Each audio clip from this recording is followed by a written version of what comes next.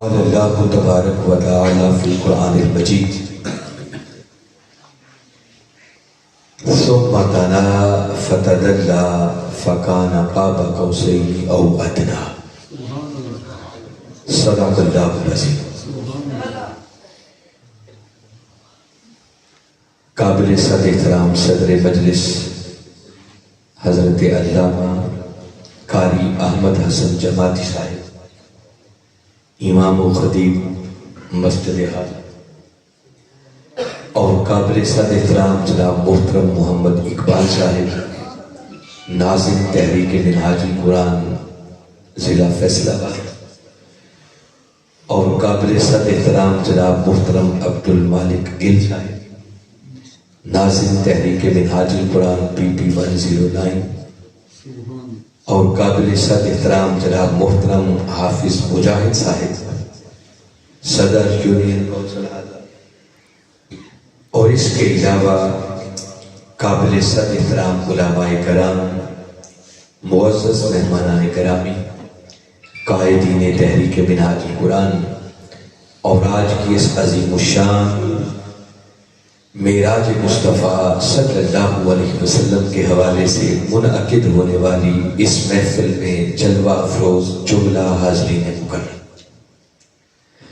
اللہ رب العزت کا لاکھ لاکھ شکر ہے کہ جس نے اپنی توفیق خاص اور حضور نبی اکرم صلی اللہ علیہ وآلہ وسلم کے نالین مبارک کے تصدق سے ہمیں آج کی اس نہایت ہی بابرکت نشست میں حاضر ہونے کی توفیق عطا فرمائی، اور جس حسن نظم، جس خوبصورتی اور جس محبت اور ذوق و شوق کے ساتھ آج کی اس محفل کا اہتمام کیا گیا ہے، اس پر میں اس مسجد کی انتظامیہ کے جملہ اراکین، اہالیان 26 ٹرک، اور بالخصوص تحریک منہاج القرآن 26 ٹرک کے جملہ ذمہ داران کو، عہدے داران کو، رفقاء کو، اور بالخصوص حافظ محمد مجاہد صاحب اور ان کی ٹیم کے ہر فرد، اور ان تمام لوگوں کو جنہوں نے کسی بھی حوالے سے آج کی اس محفل کے انتظام و انصرام میں حصہ لیا ہے، میں سب کو دل کی گہرائیوں سے مبارکباد بھی پیش کرتا ہوں، اور دعا گو ہوں کہ اللہ رب العزت آپ کی اس کاوش کو اپنی بارگاہ میں شرف قبولیت عطا فرمائے۔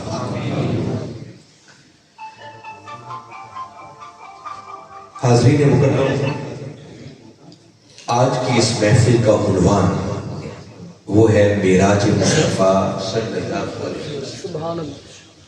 آپ کو معلوم ہے کہ یہ رجب کا مہینہ ہے،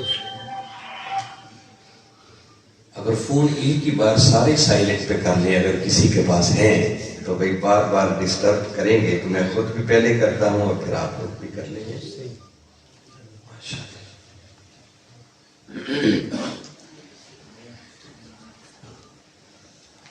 میں عرض کیا کر رہا تھا کہ یہ رجب کا مہینہ ہے، اور آج اس مہینے کی 25 تاریخ ہے اور یہ 26ویں رات ہے، اور کل کی جو رات آ رہی ہے یہ ماہ رجب کی 27ویں رات ہے، اور یہ وہ عظیم رات ہے جب اللہ رب العزت نے اپنے محبوب مکرم صلی اللہ علیہ وسلم کو ثم دنا فتدلی فکان قاب قوسین او ادنی کی بلندیوں پر بلایا، اور اس خلوت کے سما میں بٹھا کر پھر بلا حجاب اپنے محبوب کو اپنا دیدار عطا،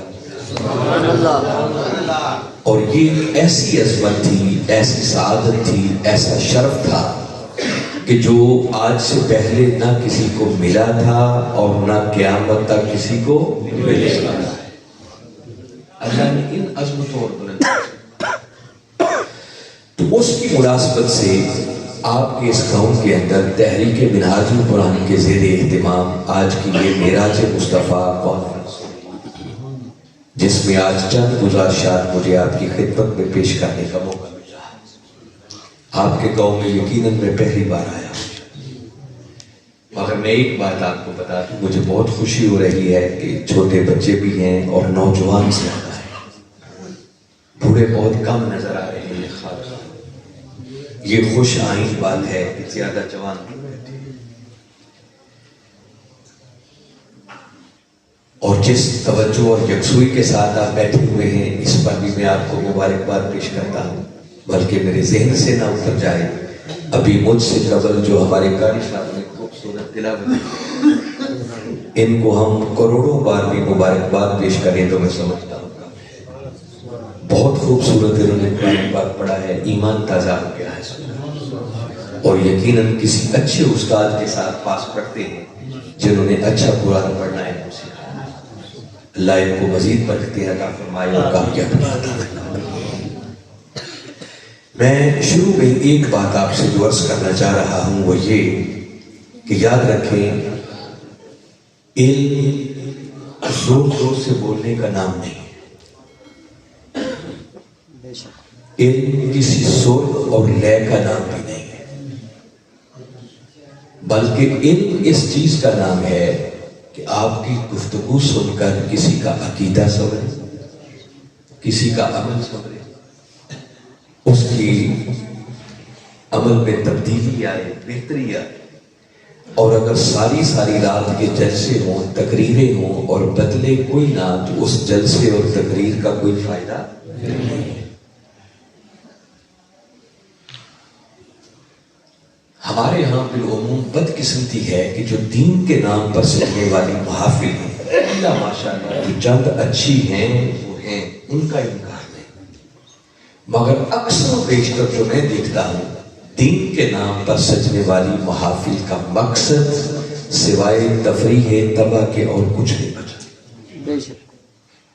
لوگ وقتی طور پر انجوائے کرنے کے لیے آتے ہیں کہ چلو آج وہ مولانا صاحب آ رہے ہیں تو چلتے ہیں، دیکھتے ہیں مولانا صاحب زور کتنا لگاتے ہیں، وہ اپنی کرسی سے کچلتے کتنا ہے، ان کی سر اور لے کیسی ہے، وہ دوسروں کو برا بھلا کتنا کہتے ہیں۔ آج کل یہ جلسوں میں رہ گیا،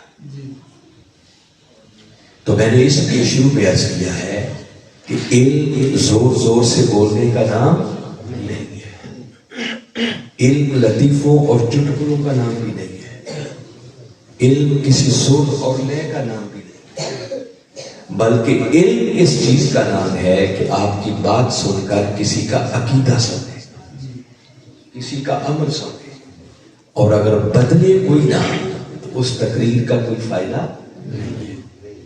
بس میں صرف ایک گزارش کے ساتھ پھر میں اپنا مضمون شروع کروں گا، یہ آپ کو درخواست کروں گا کہ جب کبھی بھی کسی دین کے نام پر سجنے والی کسی محفل میں آئیں تو کبھی تماشائی بن کر نہیں آئیں، جب گھروں سے چلیں تو باوضو ہو کر آیا کریں، اپنے سروں کو ڈھانپ کر آیا، اچھے کپڑے پہن کر آیا کریں، اور اللہ کی بارگاہ میں ایک دعا کر کے آیا کریں کہ مولا تیرے دین کے نام پر سجنے والی محفل میں جا رہا ہوں، میرے سنورنے کا کچھ سامان کر دے۔ حقیقت یہ ہے کہ ہم دین سے بہت ہی دور ہو چکے ہیں، اتنے کو دور ہو چکے ہیں کہ ہمیں خود اندازہ نہیں ہے کہ ہماری دوری کا عالم کیا ہے۔ میں صرف ایک ہی موٹی سی بات بتاتا ہوں، آپ کہیں گے کہ آپ کیوں اتنا اس پر زور دے رہے ہیں، تو میں صرف آپ کو احساس دلانا چاہ رہا ہوں کہ دیکھیے کلمہ پڑھ کے ہم نے جس دین کو قبول کیا ہے اس دین کو کہتے ہیں دین اسلام، اور اللہ نے اس دین کے ماننے والوں کے لیے آسمانوں سے ایک ہی کتاب نازل کی ہے جس کا نام کیا ہے؟ قرآن۔ ایک ہی کتاب ہے نا جو آسمانوں سے آئی ہے، کیا نام ہے اس کا؟ ہم سارے ذرا اپنے اپنے گریبانوں میں جھانک کر دیکھیں کہ ہم میں سے کتنے ہیں کہ جو اللہ نے ہمارے لیے کتاب نازل کی ہے جن کو صحیح ڈھنگ، طریقے اور تلفظ کے ساتھ وہ کتاب پڑھنا آتی ہے۔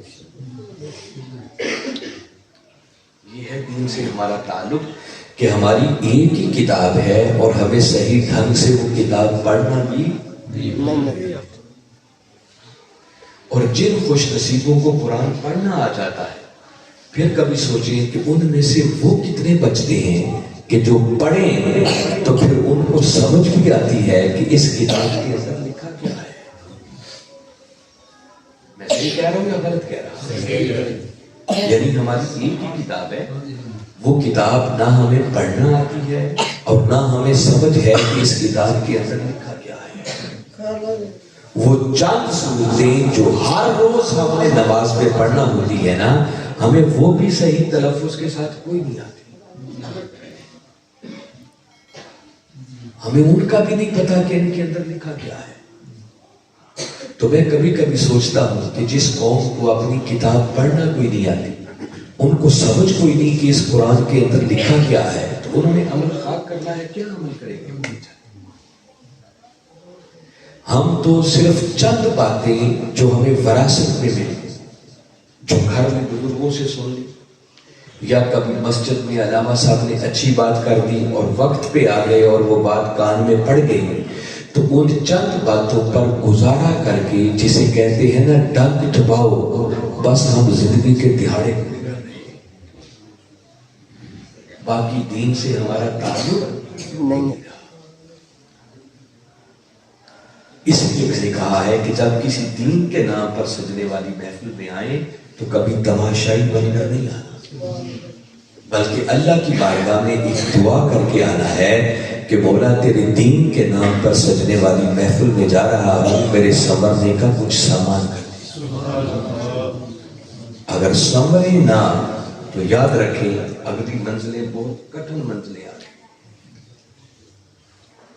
گزارا نہیں ہوگا پھر وہاں۔ خیر، ان چند بنیادی باتوں کے بعد اب میں ایسے مضمون کی طرف آتا ہوں کہ جس عنوان سے آپ نے آج کا یہ جلسہ منعقد کیا ہے اور آج کی یہ محفل، اس کا عنوان ہے معراج مصطفیٰ۔ ہمارے آقا صلی اللہ علیہ وسلم کو معراج کی شکل میں ملنے والا یہ معجزہ ایسا معجزہ ہے جو آپ کو ملنے والے تمام تر معجزات میں سے سب سے بڑا معجزہ ہے، اور یہ ایک ایسا شرف اور ایسی سعادت اللہ نے آپ کو عطا کی ہے کہ یہ عظمت آپ سے پہلے نہ اللہ نے کسی کو عطا کی ہے، نہ اب اس کے بعد کسی کو مل سکتا۔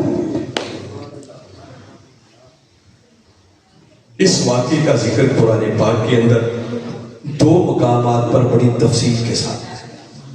ایک سورہ بنی اسرائیل کی پہلی آیت جو آج یہ بچے نے تلاوت کی ہے، وہاں سے آغاز کیا ہے، اور اس کے بعد سورہ النجم قرآن پاک کا 53واں سورہ ہے، اور اس کی ابتدائی 18 آیتوں کے اندر باری تعالیٰ نے بڑی تفصیل کے ساتھ اس سفر معراج کو بیان کیا ہے۔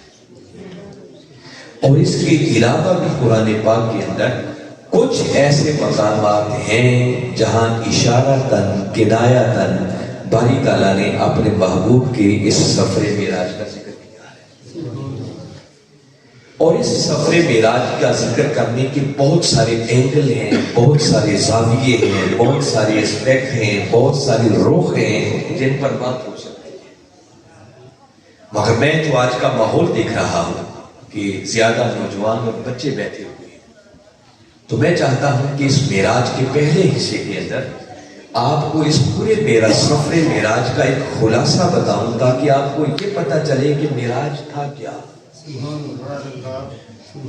اور یہ اس نیت سے میں سنانا چاہتا ہوں کہ میرے آقا صلی اللہ علیہ وسلم نے ارشاد فرمایا ادبوا اولادکم علی ثلاثۃ خصال، فرمایا لوگوں اپنی اولادوں کو 3 چیزوں کا سبق دیا۔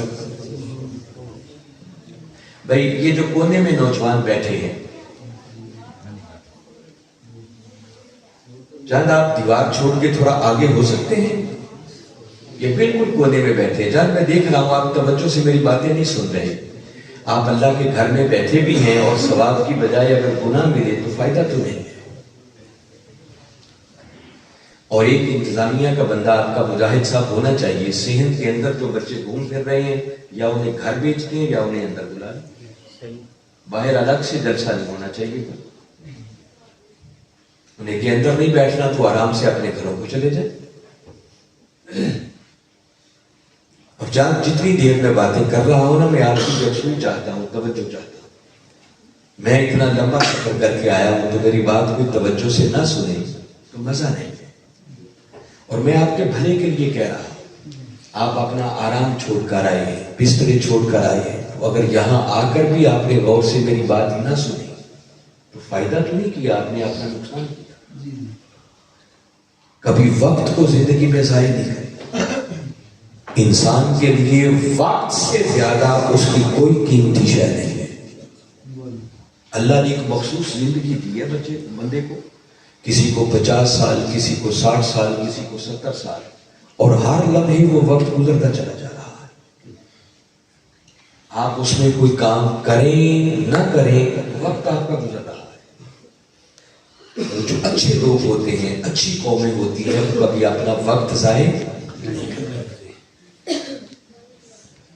اس لیے میں توقع کرتا ہوں کہ بالخصوص نوجوان وہ میری بات توجہ سے سنیں گے, غور سے سنیں گے.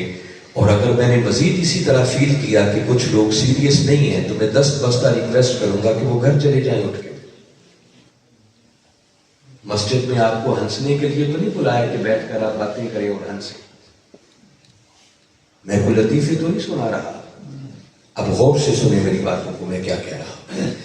تو میں عرض کر رہا تھا کہ ہمارے آقا صلی اللہ علیہ وسلم نے ارشاد فرمایا کہ اپنی اولادوں کو 3 چیزوں کا سبق دیا. کتنی چیزوں کا؟ جس پہ سب سے پہلے نمبر پر فرمایا کہ اپنی اولادوں کو اپنے نبی کی محبت کا سبق دیا. کیا کیا اگر وہ اپنی اولادوں کو اپنے نبی کی محبت کا سبق دیا. میں سمجھتا ہوں میلاد اور یہ معراج سے بڑھ کر اپنی نسلوں کو آقا کی محبت کا سبق دینے کا کوئی سہانا موقع نہیں.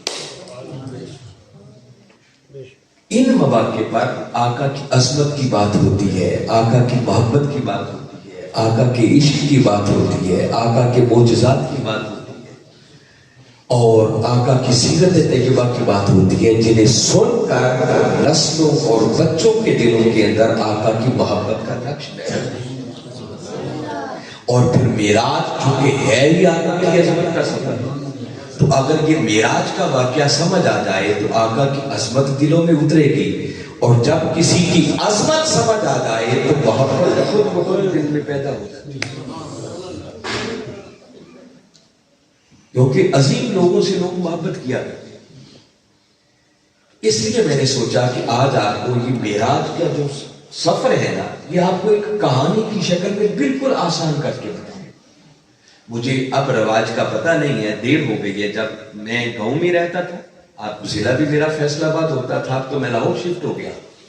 تو گاؤں کے اندر کبھی کبھی مجھے یاد پڑتا ہے اپنا بچپنا کہ جب رات کو سونے لگتے نا, تو سونے سے پہلے جب گھر کے سارے افراد اکٹھے لیٹتے تو چھوٹے چھوٹے بچے جو ہوتے وہ بڑوں سے تقاضا کرتے کہ آج ہمیں کوئی کہانی سنائی جائے.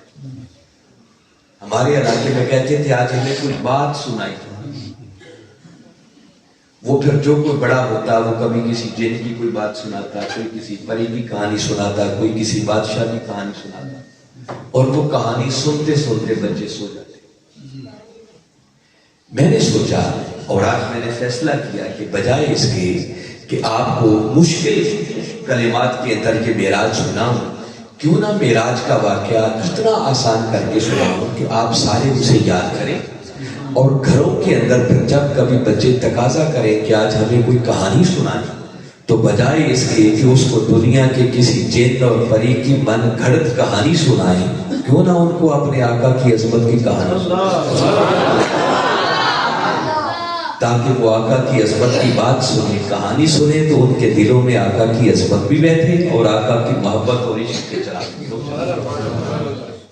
اب میں مختصر کر کے آپ کے ماحول کو دیکھ کر پہلے حصے میں چند یہ چیزیں بتانا چاہتا ہوں. ہوا یوں کہ رجب کی 27ویں تاریخ تھی, اور ہمارے آقا صلی اللہ علیہ وسلم ایک روایت کے مطابق حضرت ام ہانی رضی اللہ تعالی عنہ کے گھر آرام فرما. اللہ رب العزت نے جبریل امین علیہ السلام کو بھیجا اور فرمایا کہ جبریل جاؤ اور میرے محبوب کو میری ملاقات کے لیے بلا کر لیا. جبریل امین علیہ السلام آپ کی خدمت میں حاضر ہوئے. دیکھا کہ ہمارے آقا آرام فرما رہے ہیں. جیسے ہی آرام فرماتے ہوئے دیکھا تو اب دل میں خیال گزرا کہ اللہ کا پیغام دینا ہے تو آپ کو نیند سے بیدار کیسے کروں, جگاؤں کیسے. بس ادھر دل میں یہ خیال پیدا ہوا, ادھر اللہ کی بارگاہ سے پیغام ملا, آواز آئی قبل قدمی, کہ جبریل سوچتے کیا ہو, اپنے کافوری ہونٹوں سے میرے محبوب کے قدموں کو چوم. جیسے ہی جبریل امین علیہ السلام نے اپنے کافوری ہونٹوں سے میرے آقا کے تلووں کو بوسہ دیا تو اس کافور کی ٹھنڈک سے میرے آقا نے آنکھیں کھولی. جبریل امین علیہ السلام کو حاضر خدمت پایا, پوچھا جبریل کیسے آنا. عرض کرنے لگے کہ یا رسول اللہ صلی اللہ علیہ وسلم, اللہ نے اپنی ملاقات کے لیے یاد فرمایا.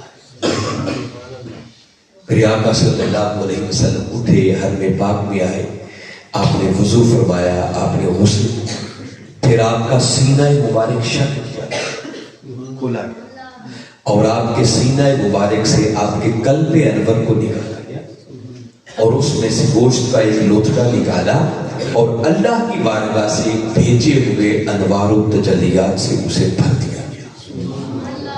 پھر جب تیاری مکمل ہو گئی, اللہ رب العزت نے اگلا کرم یہ فرمایا کہ اپنے محبوب کے سفر کے لیے جنت سے پھر ایک سواری بھی بھیجی, اور اس سواری کا نام تھا برا. کیا نام تھا اس کا؟ برا. کہ جبریل جانا اور میرے محبوب کو اس براق پر سوار کر کے لے گیا, اور کہتے ہیں کہ اس براق پر پھر میرے آقا صلی اللہ علیہ وسلم سوار ہوئے. جبریل امین علیہ السلام سواری کروانے والے, خود لگام تھام کر اس براق کو لے کے جانے والے, اور اس براق کی تیزی رفتار کا عالم یہ تھا کہ جہاں پہلی نظر پڑتی تھی وہاں اس کا پہلا قدم جاتا. براق یہ برق سے نکلا. کہاں سے نکلا ہے؟ برق کہتے ہیں بجلی کو, لائٹ.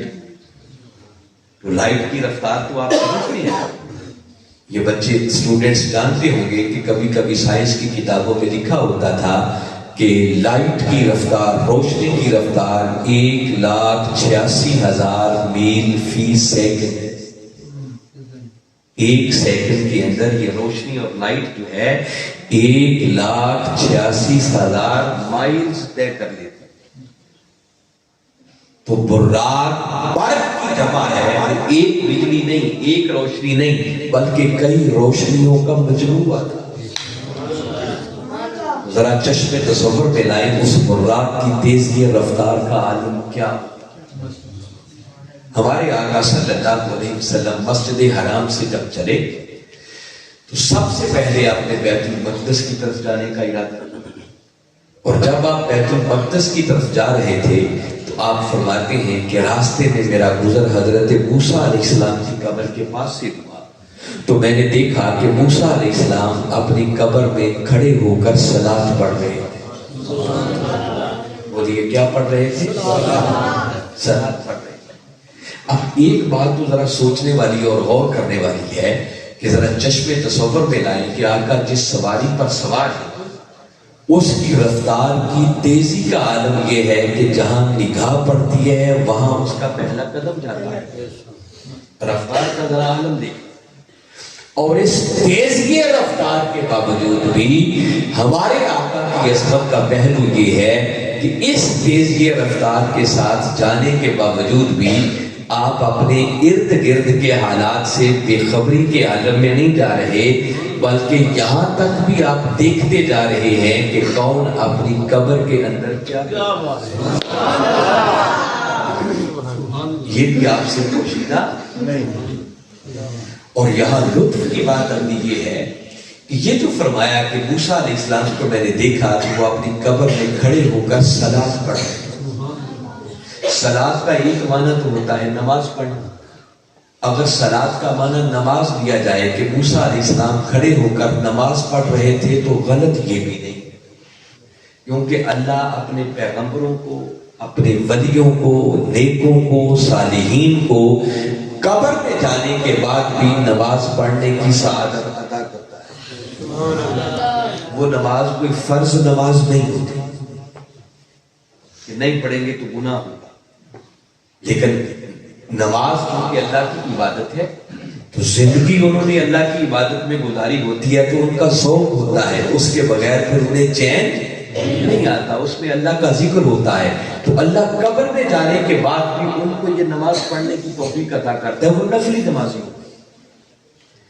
یہ کریں تو غلط یہ بھی نہیں ہے، اس کی بھی گنجائش ہے، مگر وقت کے مجدد حضور شیخ الاسلام پروفیسر ڈاکٹر محمد طاہر القادری مدثر اللہ العالی آپ فرماتے ہیں کہ جب میری نظر اس بات پر پڑی تو میرے دل نے تو آواز دی کہ یہ معنی جچتا نہیں، جچتا اس لیے نہیں ہے کہ ٹھیک ہے نماز پڑھنے کی گنجائش ہوتی ہے، مگر بات عجیب اس لیے لگتی ہے کہ نبیوں کے امام کا گزر ہو رہا اور موسیٰ علیہ السلام کو اپنے نفلوں کی پڑی ہوئی ہو تو یہ بات جچتی،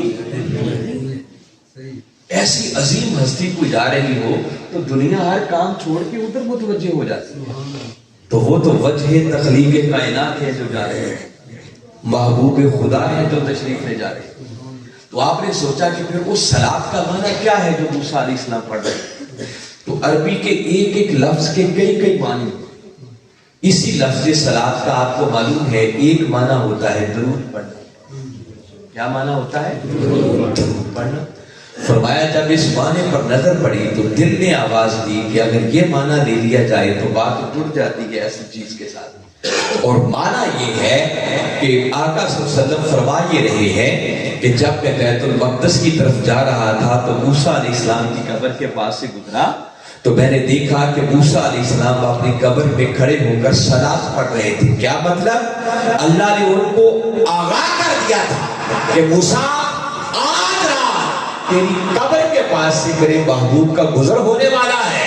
تو موسیٰ علیہ السلام اپنی قبر میں کھڑے ہو کر ہاتھ باندھ کے کملی والے آقا پہ درود و سلام پڑھ رہے ہیں۔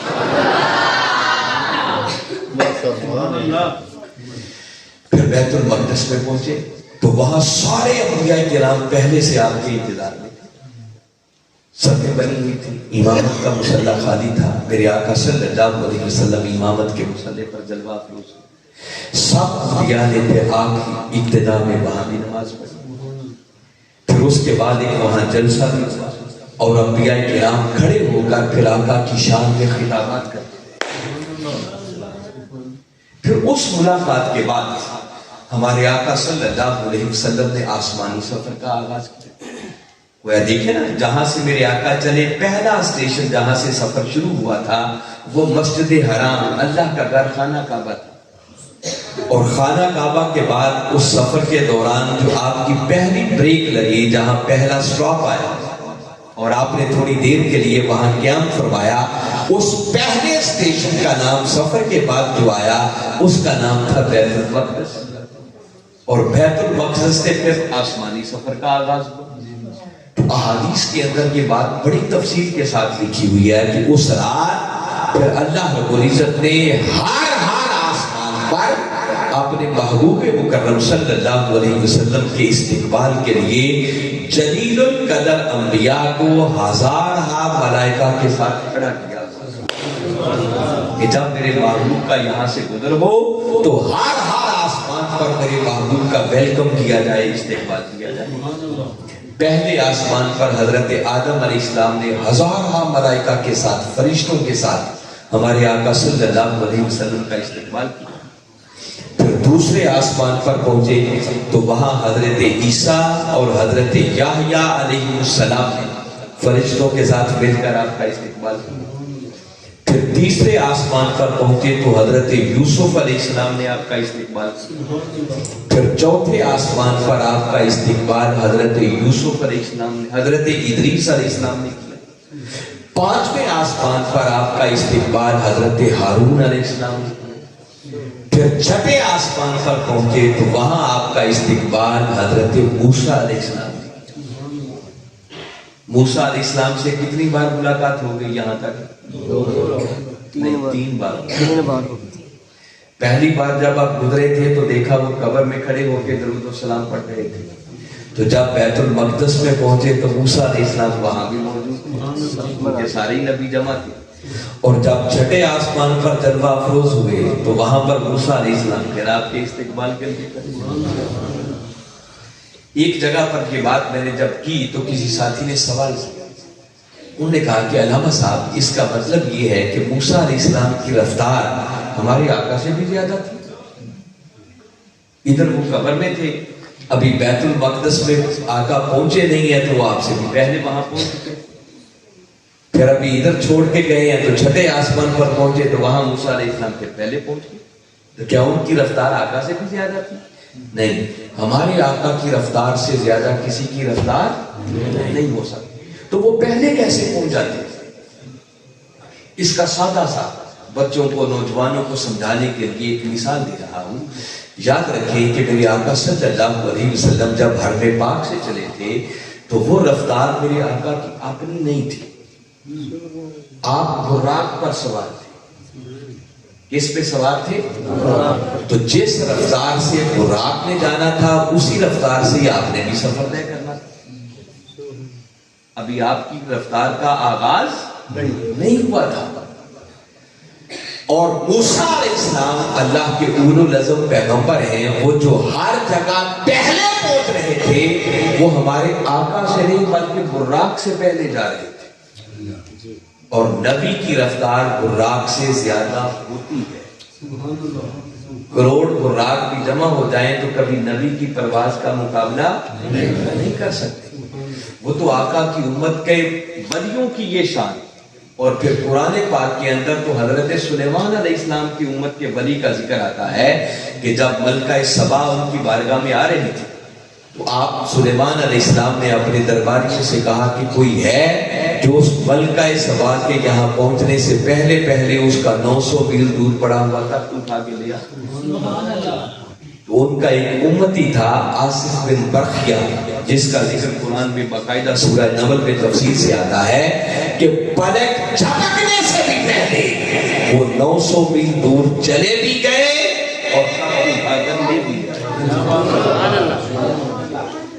انہوں نے دعویٰ کیا تھا کہ اللہ کے پیغمبر ابھی آپ بند بھی نہیں کرنے پائیں گے کہ 900 میل دور پڑا ہوا تک تو اٹھا کے یہاں لے، اور ادھر بات کی ادھر تخت لا کے حاضر کر دیا۔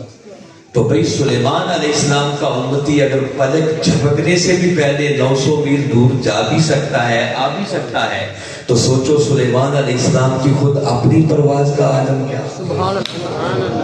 تو موسیٰ علیہ السلام کی شان تو ان سے کہیں زیادہ ہے، اولو العزم پیغمبر، تو وہ براق سے پہلے چلے جائیں تو کوئی تعجب کی بات، کیونکہ ابھی آقا کی رفتار کا آغاز نہیں ہوا تھا۔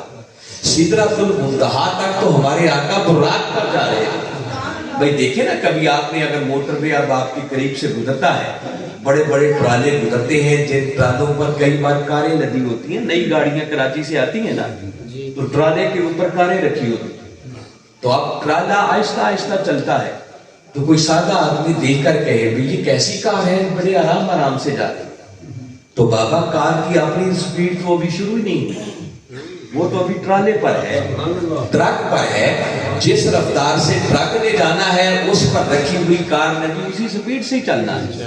اگر اس کار کی اپنی سپیڈ کو دیکھنا ہے تو لاہور سے اسلام آباد والے موٹر وے پہ دیکھیں، جب وہ خود چلتی ہے تو پتہ چلتا ہے کار کی رفتار کیسی ہے۔ تو سدرۃ المنتہا تک کا سفر تو ہمارے آقا نے براق پر کیا تھا، پھر اس کے بعد وہ مرحلہ آیا تھا جب رف پر گئے، اور ایک مقام وہ بھی آیا جب رف کی پرواز جواب دے گئی، تو آقا کی رفتار تو وہاں سے شروع ہوئی، اور اس رفتار کو یا خدا جانتا ہے یا اس کا محبوب محمد مصطفیٰ جانتا ہے کہ پھر اس رفتار کا عالم کیا ہے۔ سبحان اللہ۔ تو خیر چھٹے آسمان پر پھر ہمارے آقا صلی اللہ علیہ وسلم کا استقبال حضرت موسیٰ علیہ السلام نے، پھر 7ویں آسمان پر پہنچے تو وہاں آپ کا استقبال جد الانبیاء حضرت ابراہیم علیہ السلام جو بیت المعمور کے ساتھ ٹیک لگا کر بیٹھے، پھر 7 آسمانوں کی سیر کے بعد وہ مقام آیا جسے سدرۃ المنتہا کہتے ہیں۔ سدرۃ المنتہا وہ مقام ہے کہ جس کے نیچے سارا مکان ہے اور اوپر سارا لا مکان ہے، یعنی مکان اور لا مکان کے درمیان جو حد ہے اس حد کا نام ہے سدرۃ المنتہا۔ جب اس سے آگے جانے کا وقت آیا تو پھر براق کی پرواز بھی جواب دے گی. جبریل امین علیہ السلام کے ہاتھ باندھ کے کھڑے ہو گئے اور عرض کرنے لگے کہ آقا اب اگر میں ایک پور کے برابر بھی آگے جاؤں گا نا تو آگے کے نورانی جلووں سے ڈل کے رہ گیا. اب آگے جانے کی مجھ میں سکت نہیں. پھر اگلے سفر کے لیے اللہ رب العزت نے ایک سبز رنگ کا تخت بھیجا جسے رف رف کہتے ہیں. پھر ہمارے آقا اس پر سوار ہوئے، کچھ منزلیں اس رف رف پر طے ہوئی اور ایک مقام وہ بھی آیا جہاں جا کر اس رف رف کی پرواز بھی جواب دی گئی. اور ہمارے آقا صلی اللہ علیہ وسلم فرماتے ہیں پھر آگے تا حد نگاہ جہاں تک بھی نظر جاتی تھی بس نور ہی نور تھا، سوائے نور کے اور کچھ نہیں. پھر ہمارے آقا اس نورانی سما میں داخل ہوئے. مگر میرے آقا فرماتے ہیں کہ جب میں اس نورانی سما میں داخل ہوا تو میں نے تھوڑی اجنبیت سی محسوس کی، مگر اس کیفیت کے طاری ہونے کی دیر تھی کہ بڑی میٹھی سی پیار بھری کانوں میں رس گھولتی ہوئی ایک آواز پڑی کہ کوئی بڑے ہی پیار سے کہہ رہا تھا کہ یا محمد صلی اللہ علیہ وسلم ان ربک یصلی، کہ اے پیارے محمد ٹھہر جا کہ تیرا رب تجھ پر سلام پڑھے. بس اس آواز کے کانوں میں پڑھنے کی دیر تھی کہ وہ ساری اجنبیت جاتی. وہ کہنے والا خدا تھا جو اپنے محبوب سے فرما رہا تھا کہ محبوب ذرا ٹھہر جاؤ کہ تمہارا رب تجھ پر سلام پڑھے. اب حضور شیخ الاسلام پروفیسر ڈاکٹر محمد طاہر القادری بتازلہ مداری پھر فرماتے ہیں کہ یہاں پھر میرے ذہن میں ایک سوال پیدا ہوا کہ یہ کون سی صلاۃ سے جو اللہ پڑھ رہا. اور اس نے اپنے محبوب سے فرمایا کہ محبوب ذرا ٹھہر جاؤ کہ تمہارا رب تجھ پر صلاۃ پڑھ رہا. دیکھیں نا، اگر صلاۃ کا معنی نماز لے لیا جائے تو اللہ ہماری طرح کی نماز پڑھنے سے تو پاک ہے، اللہ تو نماز نہیں پڑھتا. اور اگر اس صلاۃ کا معنی درود بھی لے لیا جائے تو اللہ کو درود پڑھنے کے لیے اپنے محبوب کو روکنے کی ضرورت کوئی نہیں. اللہ تو درود ہر وقت ہی پڑھتا ہے. سورہ احزاب میں اس نے فرمایا ہے نا ان اللہ و ملائکتہ یصلون علی النبی، کہ بے شک اللہ اور اس کے سارے فرشتے ہر وقت اس نبی مکرم پر درود پڑھتے ہی رہتے ہیں. اللہ تو ہر وقت درود پڑھتا ہے. ذرا سوچو نا، اللہ تو اس وقت بھی درود پڑھ رہا ہوگا جب آپ ابھی حضرت ام ہانی رضی اللہ تعالیٰ عنہ کے گھر آرام فرما رہے ہیں. اللہ اس وقت بھی درود پڑھ رہا تھا جب آپ ابھی سفر معراج کی تیاری کر رہے تھے. اللہ اس وقت بھی درود پڑھ رہا ہوگا جب براق پر بیٹھ کر بیت المقدس کی طرف سفر ہو رہا ہوگا، جب ساتوں آسمانوں کی مسافریں طے رہی ہوں گی. تو اللہ تو ہر وقت آپ پر درود پڑھتا ہے. آپ سفر میں ہوں، حضر میں ہوں، جہاں بھی ہوں، اللہ تو درود پڑھتا ہی رہتا ہے. تو وہ کون سی صلاۃ تھی جس صلاۃ کے پڑھنے کے لیے اللہ نے اپنے محبوب کو روکا کہ محبوب ذرا رک جاؤ، ٹھہر جاؤ کہ تمہارا رب تم پر صلاۃ پڑھ رہا ہے. حضور شیخ الاسلام فرماتے ہیں کہ میں نے پھر لغت کو کھنگالا، اس لفظ صلاۃ کے معنی پر غور کیا تو لفظ صلاۃ کے 56 معنی ہیں. کتنے ہیں؟ 56 جو لغت کے اندر لکھے. ان 56 معنی میں سے ایک معنی ہے صلاۃ کا معنی کسی کے قریب ہونا. کیا معنی ہے اس کا؟ کسی کے قریب ہونا، یہ بھی صلاۃ کا معنی ہے. فرمایا جب اس معنی پر نظر پڑی تو پھر میرے دل نے گواہی دی کہ اگر یہ معنی لے لیا جائے تو بات سفر معراج سے جڑ جائے. وہ کیسے؟ کہنے والا کون تھا؟ خدا. کہ محبوب ٹھہر جا کہ تیرا رب تجھ پر صلاۃ پڑھ رہا ہے. کیا مطلب؟ کہ محبوب تیرا رب تیرے قریب ہو رہا ہے. یہ باری تعالیٰ نے کیوں کہا اس لیے دیکھیے دستور زمانہ ہے، جب کوئی مہمان آتا ہے نا تو پہلے مہمان سفر طے کر کے آتا ہے، اور جب وہ منزل کے قریب پہنچتا ہے گھر والوں کو پتہ چلتا ہے تو پھر گھر والے گھر سے نکل کر آگے بڑھ کر اپنے مہمان کا استقبال کرتے ہیں یا نہیں کرتے؟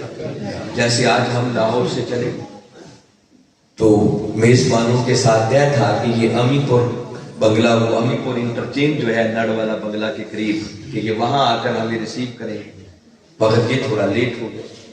फिर आगे वो एक जगह पर नहर और सेम दोनों के पुल इकट्ठे हैं, नीचे से सेम जाती है, ऊपर से नहर गुजर जाती है। फिर उन्होंने कहा कि अल्लामा साहब थोड़ा सा आगे आ जाएं, हम भी अपने घरों से आगे आते हैं तो वहां इस्तेकबाल करेंगे आप। तो फिर मेजबान इस्तेकबाल करते हैं ना निकल कर।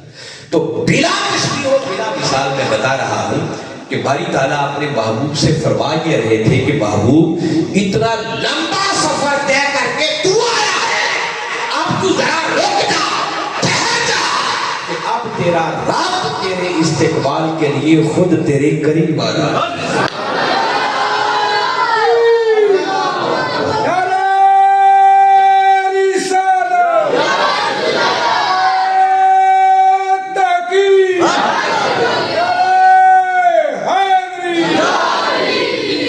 बारी ताला ने खुद आगे बढ़कर अपने महबूब का इस्तेमाल किया और इस माना की तारीफ पर कुरान भी करता है। जो आयतें मैंने शुरू में तिलावत की ये सूरह अन-नज्म की आयतें। बारी ताला ने फरमाया सुम्मा दना, दना का माना होता है करीब। फरमाया लोगों पहले मेरा महबूब करीब, वो सफर तय करके आया। फतदल्ला, बस फिर अपनी शान के लायक उधर से रब करीब। तदल्ला का माना भी करीब हुआ, तो पहले हमारे आका करीब हुए, सफर तय करके गए और फिर वो मकाम आया जहां बारी ताला अपनी शान के लायक नज़ूल करके महबूब के करीब आए। और फिर इतने करीब हुए कि जिस कुर्ब को बयान किया बारी ताला ने फरमाया फकाना काबा कौसैन, और मेरा महबूब फिर मेरे इतने करीब हुआ कि बस 2 कमानों का फासला बाकी। कितने कमानों का फासला बाकी है? 2 काबा कौसैन, 2 कमानों का फासला है। अब 2 कमानों की बात क्यों की? इसकी बहुत सारी तफसीरें हैं, बहुत सारी शरह हैं, मगर मैंने बताया कि मैं खुलासा बता रहा हूं इस स्टोरी का, मुश्किल बातों की तरफ नहीं जा रहा, एक आसान माना बता रहा। काबा कौसैन, 2 कमानों का फासला रहा। बारी ताला ने उस कुर्ब को समझाने के लिए हमें एक मिसाल दी। कभी तीर कमान देखा है आपने? एक तो तीर होता है जो चलाते हैं और एक कमान होती है जिस पे रख कर उसे चलाते हैं। तो कमान की शक्ल जरा ज़हन में लाएं, कैसी होती है? निस्फ दायरे की शक्ल, ऐसे ही होती है ना? बच्चों को समझ है कमान की भाई? निस्फ दायरे की शक्ल में कमान होती है। तो बारी ताला ने 2 कमानों के फासले से तशबीह दी। ये माना समझाने के लिए एक मर्तबा हुजूर शेखुल इस्लाम खिताब कर रहे थे जलसे के अंदर मिराज के मौजू पर। 1000 का मजमा, दुनिया ही दुनिया थी ताहत देने का। तो आप जब काबा कौसैन के माना पर पहुंचे तो आपने स्टेज पर बैठे हुए 2 मेहमानों को खड़ा किया और खड़ा करके उन्हें फरमाया कि जरा स्टेज पे खड़े होकर पूरे मजमे को गले मिल कर दिखाओ। वो दोनों आपस में बगलगीर हुए, मुआनका किया। जब वो गले मिले तो हुजूर शेखुल इस्लाम ने मजमे से मुखातिब होकर फरमाया कि देखो, जब 2 दोस्त आपस में गले मिलते हैं ना, तो एक दोस्त जब बाजू फैलाता है तो ये एक कमान बनती है। क्या बनती है?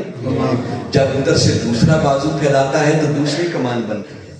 तो बारी ताला ने 2 कमानों से तशबीह देकर समझाया कि लोगों, अगर समझना चाहो कि शबे मेराज मेरा महबूब मेरे कितने करीब हुआ, तो फरमाया तुम्हारे समझाने के लिए मिसाल ये है कि जैसे तुम्हारे यहाँ 2 दोस्त गले मिल जाते हैं, बस यूं मेरा महबूब मेरे करीब।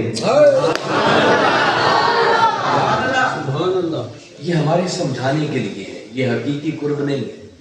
अल्लाह हमारी तरह गले मिलने से पाक है। बात समझाने के लिए मिसाल दी जाती है और मिसाल देना ये खुद खुदा की सुन्नत है, उसी ने ये मिसाल दी।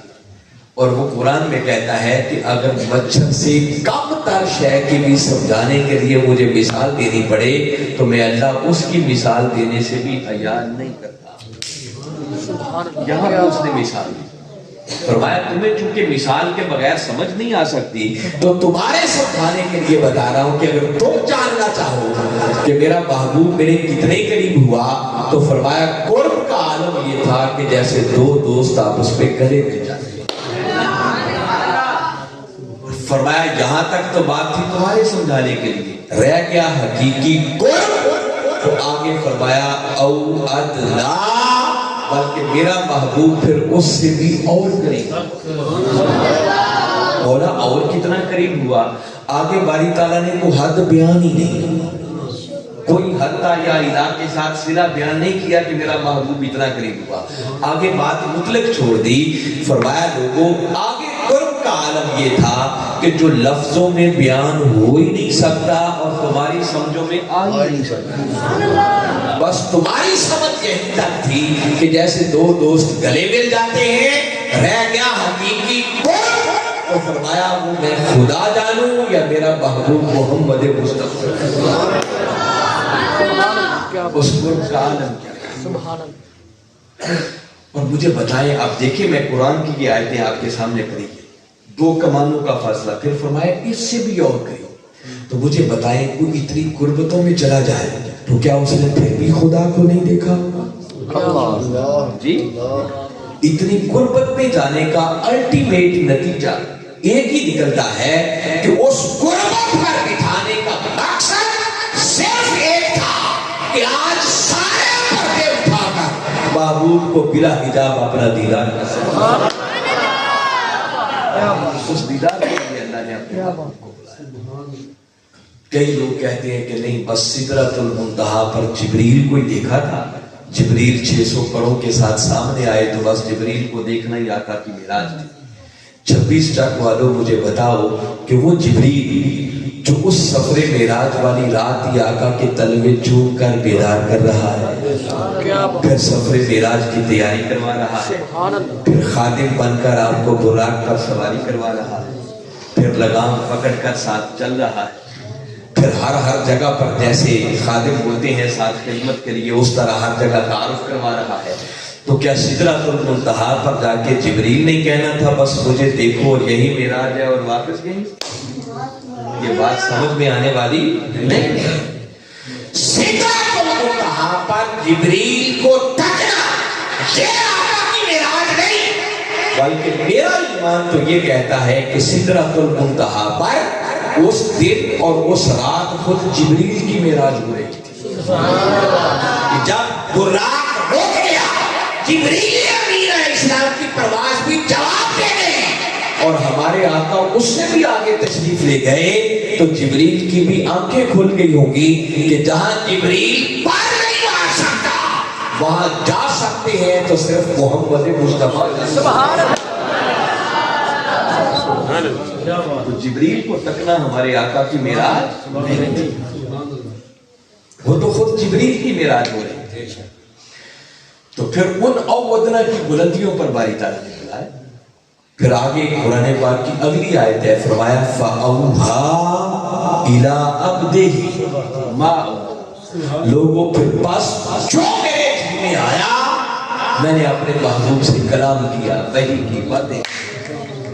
मालूम नहीं था क्या क्या राज़ व नियाज़ की बातें हुई, मगर ये बात क्योंकि दीदार की दरमियान में आ गई तो मैं अब थोड़ी सी आगे बात कुरान की रोशनी में, मुश्किल बातें नहीं आसान करके आज आपको समझाता हूँ, मगर मैं चाहता हूँ आप थोड़ी सी इल्मी बात कुरान की रोशनी में बताओ। अगली आयत बड़ी खास है, अब ये कुरान की आयतें आपको सुना रहा हूँ, बहरी कोई किस्सा कहानी नहीं। आगे बारी ताला फरमाते हैं कुरान पाक के अंदर, फरमाया मा काज़बल फुआद मा रआ, फरमाया लोगों जो कुछ मेरे मुस्तफा ने देखा फिर दिल ने उसे झुठलाया नहीं। तेरी बातों पर तवज्जो है आपकी, पूरा ध्यान चाहिए आपका, तवज्जो दाएं बाएं नहीं जाती। फरमाया गोया यूं समझो कि मेरे महबूब की आंखें ताक रही थी और दिल तस्दीक कर रहा था कि हाँ यही जलवायु है। कई बार होता है ना, बंदा एक हसीन मंजर देखे तो बंदे को अपनी आंखों पर भी यकीन नहीं, कहता है मैं हकीकत देख रहा हूं या ख्वाब देख रहा हूं। तो बारी ताला फरमा रहे हैं ऐसा नहीं था, बल्कि मेरे महबूब की आंखें तक रही थी, दिल गवाही दे रहा था कि हाँ यही जलवायु खुदा है। सुभान अल्लाह। और इससे अगली आयत बड़ी खास है। आगे बारी ताला ने सवालिया अंदाज में पूछा, आफा तुम्हारूना हुआ मा यरा, अरे क्या तुम उस बात पे झगड़ते हो जो कुछ मेरे महबूब ने देखा? ये कुरान है। अल्लाह को मालूम था ना جب میرا محبوب پلٹ کے واپس جائے گا پھر قیامت تک لوگ آتے رہیں گے، کئی لوگ اس پہ جھگڑے کریں گے، کوئی کہے گا خدا کو دیکھا، کوئی کہے گا نہیں دیکھا۔ تو باری تعالیٰ نے قرآن میں آیت بھیجی، فرمایا افتمارونہ علی ما یری، ارے نادانو کیا تم اس بات پہ جھگڑتے ہو جو کچھ میرے محبوب نے دیکھا؟ ابھی صاحب کو کبھی سمجھنا ہوگا، تو میں آپ کو ایک مثال کے ذریعے اس کو سمجھاتا ہوں، ایک سوالیہ انداز ہے۔ پنجابی میں ایک کہاوت ہے ضرب المثل ہے، معلوم نہیں آپ کے علاقے میں وہ استعمال ہوتی ہے یا نہیں، کہتے ہیں جنج پرائی تے احمق نچ۔ یہ کبھی سنی ہے بات ہے؟ اس کا معنی بھی آتا کیا ہے؟ جنج پرائی، جنج کہتے ہیں بارات کو، اتنا تو سمجھتے ہیں۔ پرائی اس کا کیا مطلب ہے؟ کسی کی، پرائی کسی کو کہتے ہیں۔ احمق، احمق کہتے ہیں بیوقوف کو۔ نچے یہ ناچنے سے نکلا ہے۔ جنج پرائی یہ بارات کسی کی ہے اور اس میں احمق بیوقوف ایسے کبال ڈالتا۔ شاید دیہاتوں میں ابھی بھی رواج ہو، مگر میں نے بچپن میں دیکھا ہوا ہے، جب کسی کی شادی ہوتی نا تو بارات روانہ ہونے لگتی، اور دیہاتوں میں تو کہتے تھے جب جنج چڑھتی، ایسے کہتے تھے نا، جنج چڑھتی، وہ بڑا ایک عجیب سٹائل ہوتا تھا۔ تو ذرا ڈھول شول بجتا تو کئی احمق پاگل دیوانے، جنج کسی کی ہوتی اور جب ڈھول بجتا تو وہ ذوق میں آ کے ایسے خواہ ناچنا شروع کر دیتے، نہ کوئی تعلق، نہ واسطہ، نہ کوئی لینا نہ دینا، ایسے ذوق میں آ کر وہ بھنگڑا ڈالنا شروع کر دیتا۔ وہاں سے یہ ضرب المثل بنی کہ جنج پرائی تے احمق نچے، بھی جنج کسے دی ہے تے اے بے وقوف ہے بھنگڑا پائی جاتا ہے۔ بات سمجھ آئی ضرب المثل؟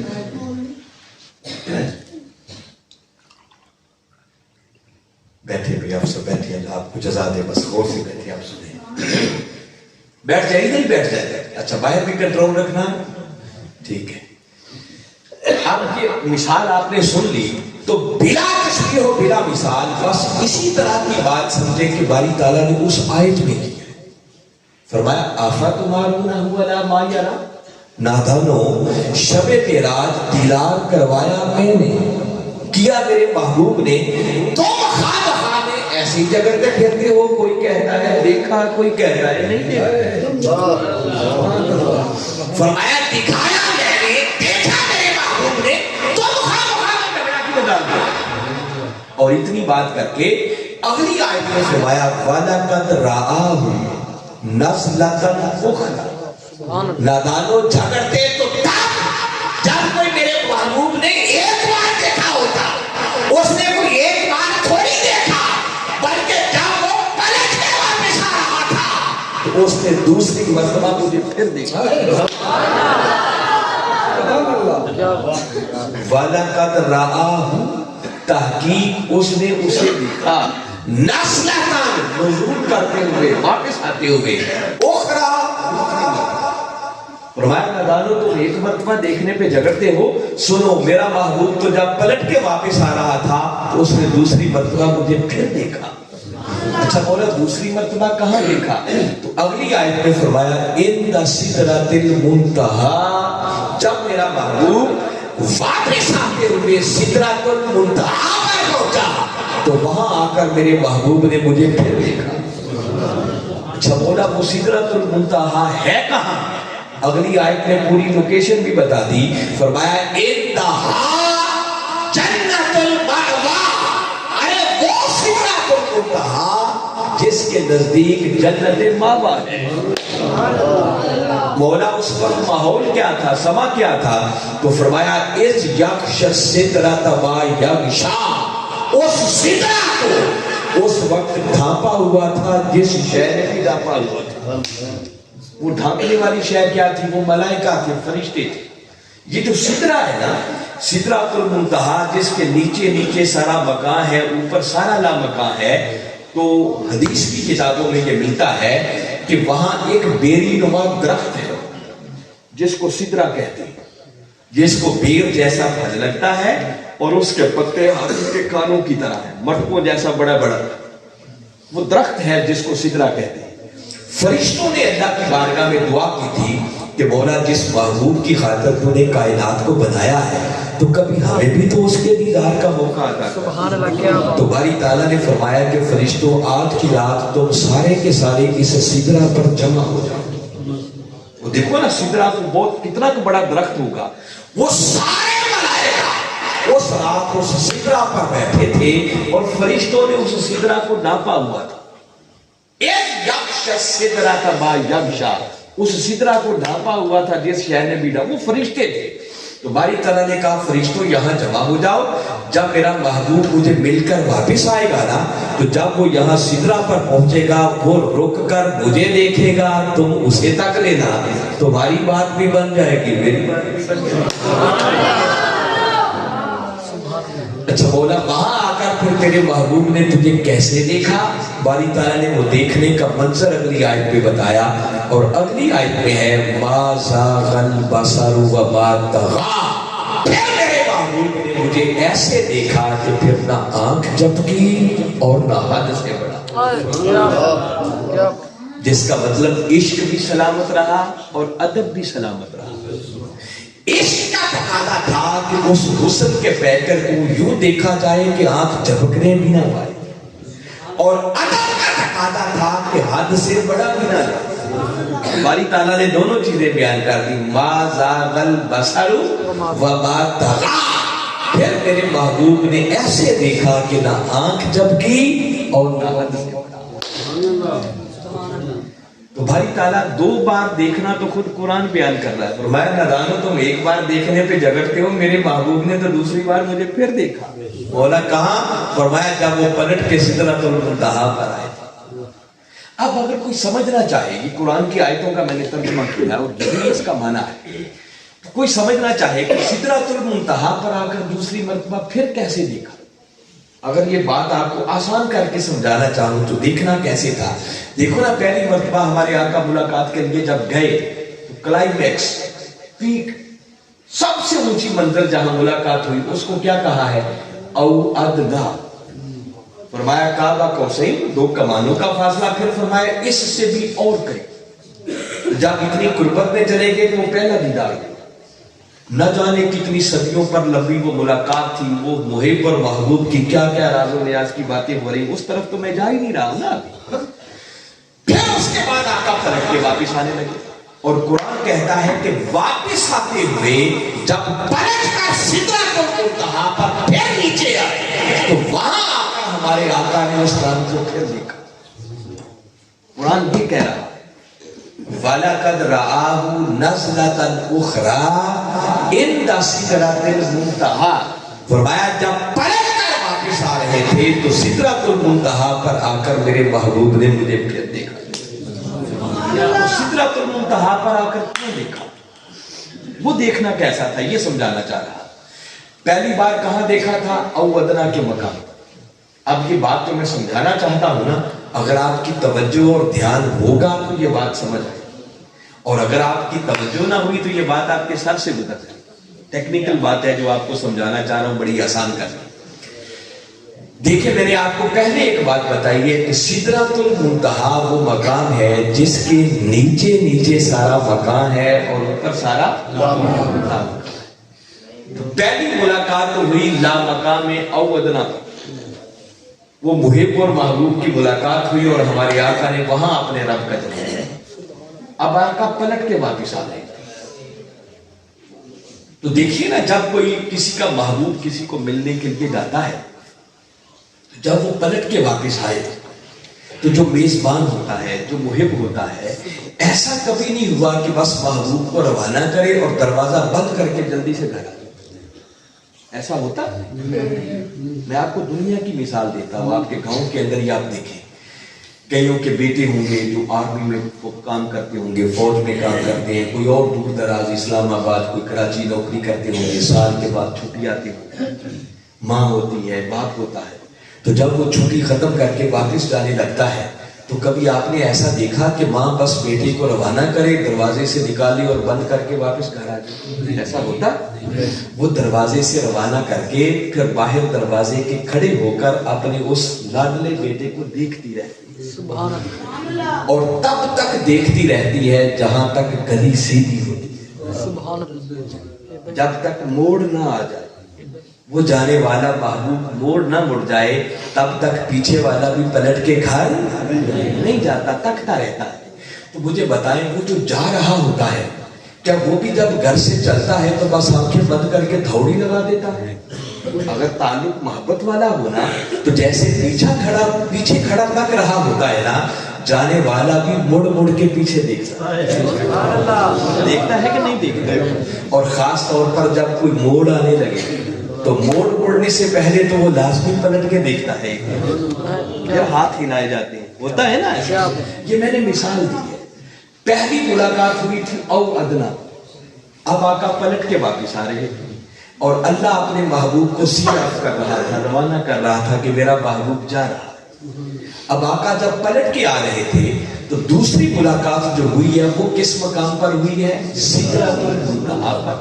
یوں سمجھیں کہ سدرۃ المنتہا سے لے کر او ادنا تک یہ ایک سیدھی لامکان کی گلی تھی جس میں کوئی موڑ نہیں تھا، سارا ہی لامکان، سیدھی لامکان کی گلی۔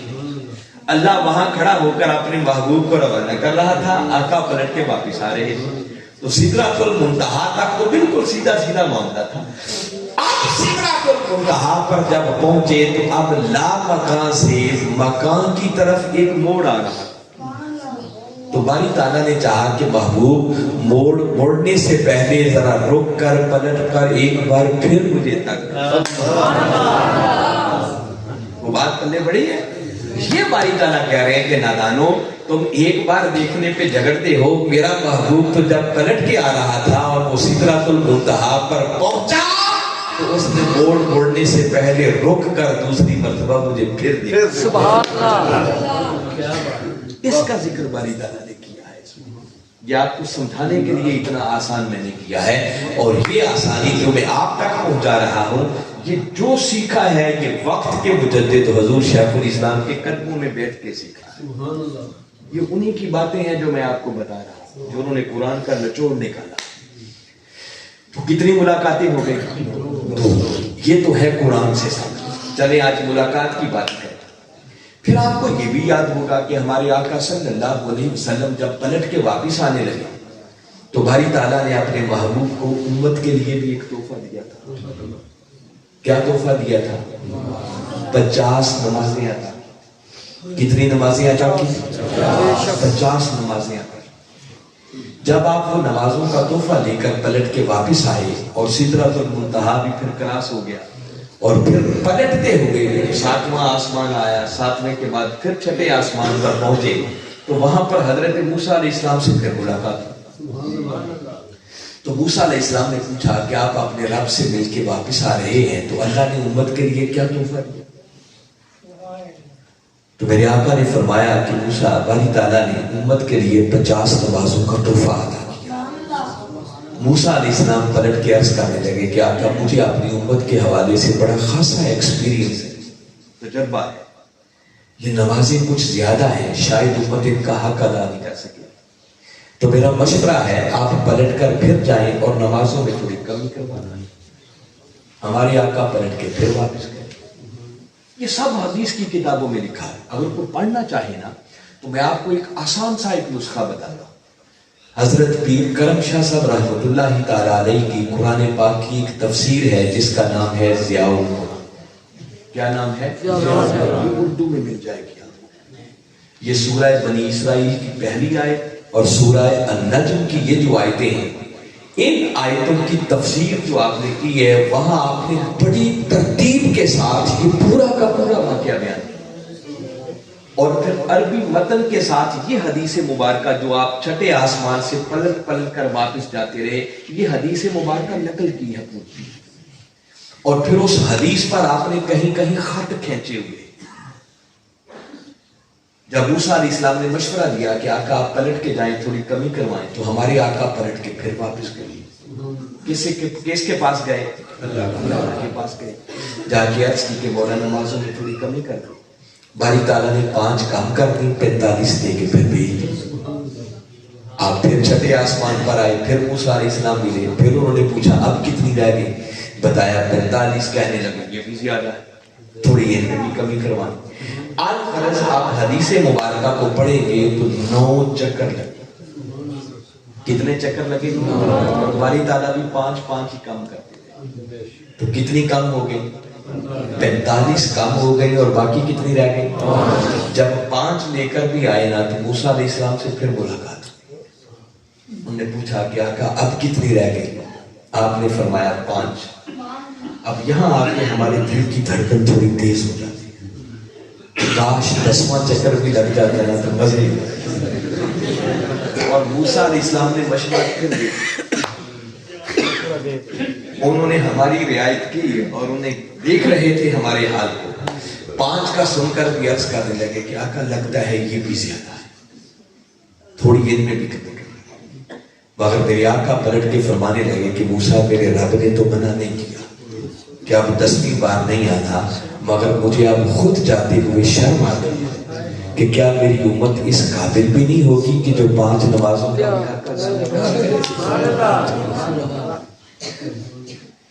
مگر دیکھ لیں موسیٰ علیہ السلام کا کہنا سچ ثابت ہو رہا ہے۔ بدقسمتی ہے کہ معراج کی رات امت کے لیے اللہ نے ایک ہی تحفہ دیا جو نماز کا تھا، اور ہم اس تحفے کی بھی قدر نہیں کر پائے۔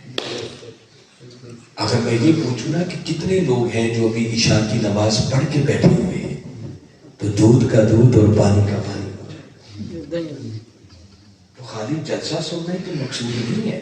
اگر معراج کا جلسہ سننے آئے ہو تو پھر اس بات کو پلے باندھ کر جاؤ کہ معراج کا سب سے بڑا تحفہ جو اللہ نے امت کے لیے دیا تھا، اور ہمارے آقا نے فرمایا تھا الصلاۃ معراج المومنین، فرمایا میری معراج جو ہے نا کہ اگلا پر باری تعالیٰ نے بلایا، مگر یہ نماز مومنوں کی معراج ہے۔ یہ کیا ہے؟ مومنوں کی معراج ہے۔ فرمایا اگر بندہ صحیح معنوں میں یہ نماز ادا کرنے والا بن جائے تو کچھ بعید نہیں ہے کملی والے آقا کو ہونے والی معراج کی کچھ خیرات سجدے میں مل جائے۔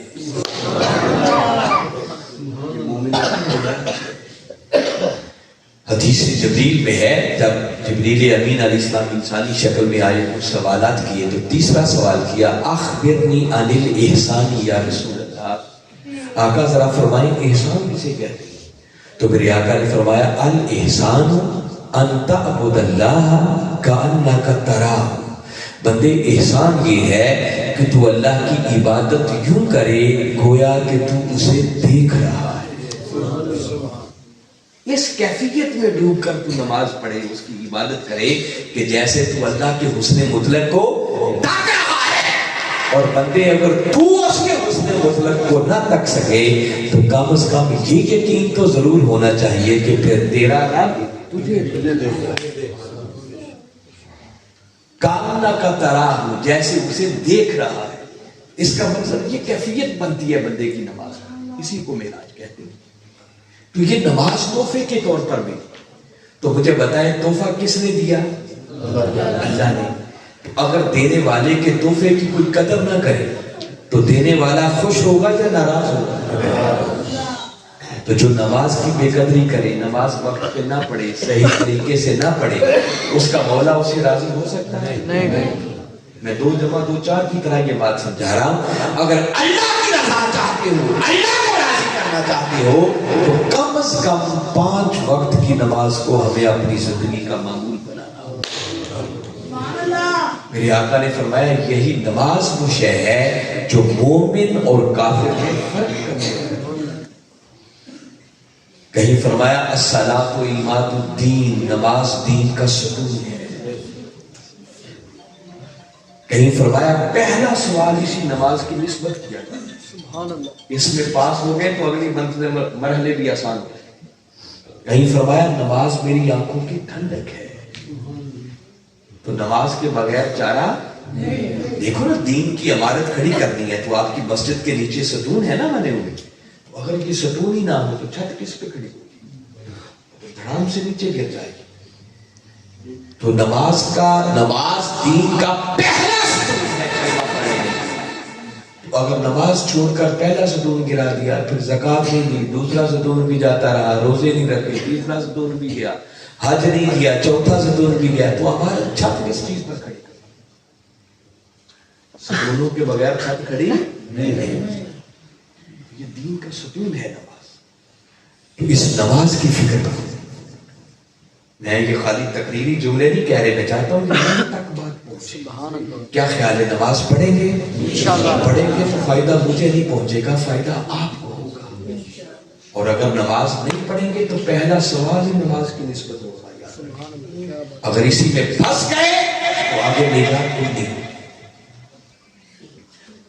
اس لیے دنیا ادھر سے ادھر ہو جائے، آپ کی نماز کبھی قضا نہیں ہونی چاہیے۔ میں توقع کرتا ہوں کہ نوجوان بیٹھے ہیں، کم از کم نماز کو اپنی زندگی کا معمول بنائیں گے، اس کے ذریعے معراج ہوگی، بڑی بڑی کیفیات نصیب، بس معمول بنائیں۔ ایسے ٹوٹی پھوٹی ہے، آغاز کریں پھر اللہ برکت ڈالتا ہے، کوشش کریں اپنا دل اس میں بنائیں۔ تاہم میں بتا یہ رہا تھا کہ کتنی کم ہو گئی؟ 45، باقی کتنی رہ گئی؟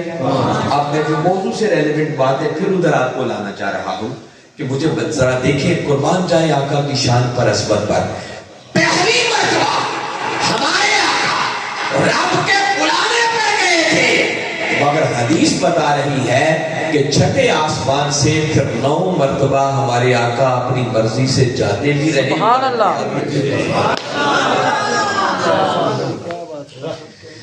قرآن نے کتنی بار دیکھنے کی بات کی تھی؟ 2 بار۔ اگر حدیث پاک کو ساتھ ملا لے تو چھٹے آسمان سے پلٹ کر کتنی بار گئے تھے؟ 9 مرتبہ۔ تو 9 مرتبہ کس کی بارگاہ میں جاتے تھے؟ وہ جو پیر کرم شاہ صاحب کی تفسیر کا حوالہ دے رہا ہوں نا، انہوں نے حدیث کا عربی متن لے کر پھر اوپر خط کھینچے ہیں، لائنیں کھینچی ہیں، اور نیچے لکھا ہے کہ پڑھنے والے ذرا غور سے بار بار ان عربی کے جملوں کو، حدیث کے جملوں کو پڑھے کہ یہ جو ہمارے آقا پلٹ کے بار بار 9 مرتبہ جاتے رہے، ذرا بتاؤ جبریل کے پاس جاتے تھے یا خدا کی بارگاہ میں جاتے تھے؟ خدا کے پاس جاتے تھے تو 2 مرتبہ قرآن نے ملاقات بتائی اور حدیث کہتی ہے 9 مرتبہ پھر ملاقات ہوئی۔ تو 9 اور 2 کتنے ہو گئے؟ 11 مرتبہ تو سیدھا سیدھا قرآن اور حدیث سے ثابت ہوتا۔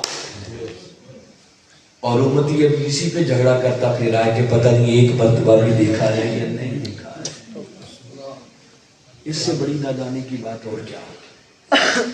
اور اگر یہ لطف کی بات جو میں بتانا چاہ رہا ہوں وہ بھی اس موضوع کے ساتھ ہم جوڑ لیتے ہیں۔ وقت خاصا زیادہ ہو رہا ہے، میں خیال آپ تھکے ہوں گے تو میں زیادہ لمبا نہیں کرتا۔ گل صاحب کہہ رہے ہیں کہ میں تو ابھی نہیں تھکا، مگر آپ نے بھی ایک گھٹنا اوپر کر لیا ہے، ایک نیچے، تھک تو گئے۔ چلے میں انشاءاللہ کوشش کرتا ہوں کہ کم از کم یہ بات کو ساتھ پوری ملا دیں۔ اب ایک بڑی غور طلب بات ہے کہ باری تعالیٰ نے یہ نمازوں میں کمی کا مشورہ دینے کے لیے موسیٰ علیہ السلام کا کیوں انتخاب؟ حالانکہ جب اوپر سے پلٹ کے نیچے آ رہے تھے تو سدرۃ المنتہا کے بعد پہلے 7واں آسمان آتا ہوگا، اور وہاں آپ کے جد الانبیاء، آپ کے دادا ابراہیم علیہ السلام بھی تھے۔ انہوں نے یہ مشورہ نہیں دیا، بلکہ 7واں آسمان کراس کر کے چھٹے پر آتے تو موسیٰ علیہ السلام یہ مشورہ دیں۔ تو موسیٰ علیہ السلام کا انتخاب اس بات کے لیے کیوں؟ اس پر مفسرین نے لکھا ہے کہ موسیٰ علیہ السلام کا انتخاب باری تعالیٰ نے اس لیے کیا تھا کہ موسیٰ علیہ السلام جب دور پہ جاتے تھے نا رب سے کلام کرنے کے لیے، تو 40 شب و روز باری تعالیٰ نے خلوت میں بٹھایا تھا۔ جب عبادت ریاضت میں سے گزرے اور 40 شب و روز گزارنے کے بعد پھر باری تعالیٰ نے پردے کے پیچھے سے کلام کیا، بات کی موسیٰ علیہ السلام۔ جیسے ہی وہ میٹھی میٹھی آواز کانوں میں پڑی تو عشق بجل اٹھا اور بے ساختہ کہہ بیٹھے رب ارنی انظر الیک، اے پردے کے پیچھے سے بولنے والے محبوب ذرا پردہ اٹھا، میں ایک جھلک دیکھنا بھی چاہتا ہوں۔ سبحان اللہ، مولا ذرا ایک جھلک کروا، میں تجھے دیکھنا چاہتا ہوں۔ جیسے یہ گزارش کی تو جواب ملا لن ترانی، موسیٰ تیری آنکھ میں اتنی تاب ہی نہیں ہے، تو ہمارے یہ نہیں کہا کہ ہمیں دیکھا ہی نہیں جا سکتا، یہ بات نہیں کی۔ فرمایا لن ترانی، موسیٰ تو مجھے نہیں دیکھ سکتا، کہ موسیٰ تیری آنکھ میں تاب نہیں ہے، تو نہیں دیکھ کہ موسیٰ تو تو نہیں دیکھ سکتا کہ تیری آنکھ میں اتنی تاب نہیں ہے، مگر آنے والے وقتوں میں کوئی ایسا بھی آئے گا جو اوتنا کی بلندیوں پر بیٹھ کر بلا حجاب میرا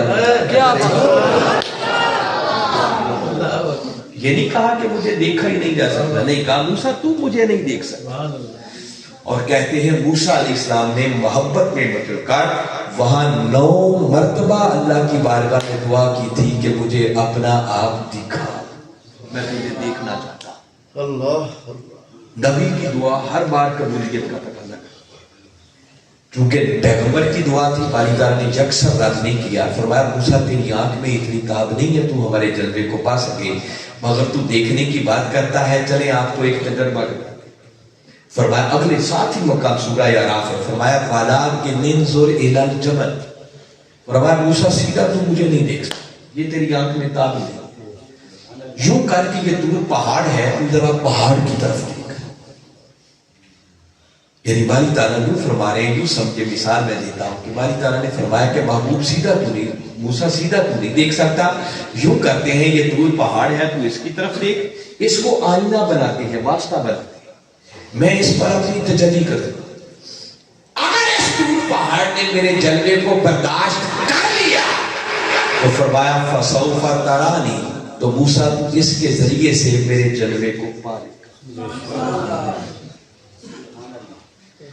اب قرآن کی آیتوں کا ترجمے کے ساتھ ملا لے، فرمایا وَلَٰكِنْ انظُرْ إِلَى الْجَبَلِ، موسیٰ سیدھا تو نہیں دیکھ سکتا تو دور پہاڑ کی طرف دیکھ، فَإِنِ اسْتَقَرَّ مَكَانَهُ، اگر یہ اپنی جگہ پر قائم رہا، سلامت رہا، اس نے میرے جلوے کو برداشت کر لیا، فَسَوْفَ تَرَانِي، تو موسیٰ تو اس کے ذریعے سے میرے جلوے کو پا لے گا۔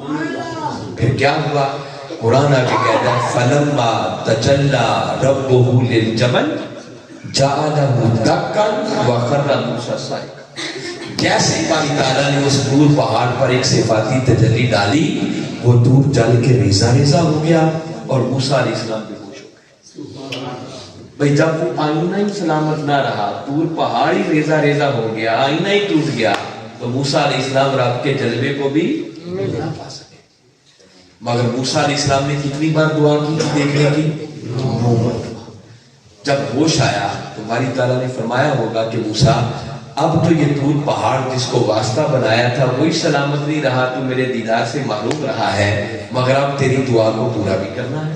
فرمایا اب انتظار کر، آنے والے وقتوں میں ایک رات آ رہی ہے جب شب معراج میرا محبوب حرم پاک سے چلے گا اور 7 آسمانوں اور سدرۃ المنتہا سے بھی آگے او ادنا کے مقام پر میری ملاقات کے لیے تشریف لائے۔ اور موسیٰ آج تو یہ دور پہاڑ ہے جو میرے جلووں کو برداشت نہیں کر سکا، مگر موسیٰ میرے محبوب کا قلب انور کوئی دور پہاڑ نہیں ہے جو جل کے ریزہ ریزہ ہو جائے۔ یہاں تو صفاتی تجلی میں نے کی ہے، مگر اس رات موسیٰ ہم اپنے محبوب کے قلب انور پر خود اپنی ذات کا جلوہ فرمائیں، اور موسیٰ میرے محبوب میرے جلووں کو سمیٹ کر آئے گا، میں ان کو 50 نمازیں دوں گا، تو نمازوں میں کمی کے بہانے انہیں واپس پلٹاتے رہنا، میرا محبوب ہر بار میرے جلووں کو سمیٹ کر آئے گا، اور موسیٰ تو چھٹے آسمان پر کھڑے ہو کر مصطفیٰ کے جلووں میں خود میرے جلوے کو پاتے چلے گا۔ تو موسیٰ علیہ السلام کا انتخاب بھی اس لیے کیا تھا کہ موسیٰ علیہ السلام کی دعا کو بھی پورا کرنا تھا۔ تو گویا پتہ یہ چل رہا ہے کہ باری تعالیٰ نے موسیٰ علیہ السلام کو بھی اپنا دیدار چہرہ والدہا کے ذریعے کروایا، اپنے محبوب کو واسطہ بنا دیا، اور امتی ابھی اسی پہ جھگڑا کر رہا ہے کہ پتہ نہیں آقا نے خود بھی دیکھا یا نہیں دیکھا۔ کتنے تعجب اور حیرت کی بات ہے، خدا اپنے محبوب کے جلووں کے ذریعے اپنا جلوہ موسیٰ کو بھی کروا رہا، اور میرے آقا جب پلٹ کے آئے تو آپ نے پھر اعلان کیا من رآنی فقد رأى الحق، لوگوں آؤ جو خدا کو دیکھنا چاہتا ہے وہ مصطفیٰ کا نظارہ ایسے جلووں کے ساتھ۔ اور جب یہ سارا سفر کر کے میرے آقا پلٹ کر واپس حرم پاک میں پہنچے تو جس دروازے سے گزر کر گئے تھے دروازے کی کنڈی مبارک بھی ابھی ہل رہی، جس بستر سے اٹھ کر گئے تھے بستر کی گرمی بھی ابھی محفوظ تھی، جس پانی سے وضو کر کے گئے تھے اس پانی بھی اسی طرح چل رہا تھا، بہ رہا۔ گویا یوں سمجھیں کہ اتنا لمبا سفر، اتنی لمبی ملاقات، اتنی لمبی راز و نیاز کی باتیں، پھر 9 مرتبہ چھٹے آسمان سے پلٹ کے آتے بھی رہے جاتے بھی رہے، مگر سارا سفر کر کے جب پلٹ کے واپس آئے تو یوں لگا جیسے کوئی گیا ہی نہیں۔ وضو کا پانی بہ رہا ہے، بستر کی گرمی محفوظ ہے، دروازے کی کنڈی ابھی ہل رہی ہے۔ یہاں آ کر بندہ پریشان ہو جاتا ہے کہ یہ بڑی عجیب بات ہے کہ کوئی اتنا لمبا سفر کرے، اتنی لمبی ملاقات کرے، اتنی راز و نیاز کی باتیں ہوں، صدیاں گزر جائیں اور پلٹ کے آئے تو ابھی کنڈی بھی ہل رہی ہے۔ یہ کیسے ہو سکتا ہے؟ میں نے کہا آج میں مشکل باتیں نہیں، علمی باتیں زیادہ نہیں کر رہا، سادہ سادہ سمجھا رہا ہوں کہ بچوں کو بھی سمجھ آئے۔ تو میں اس لیے آپ کو ایک مثال دیتا ہوں۔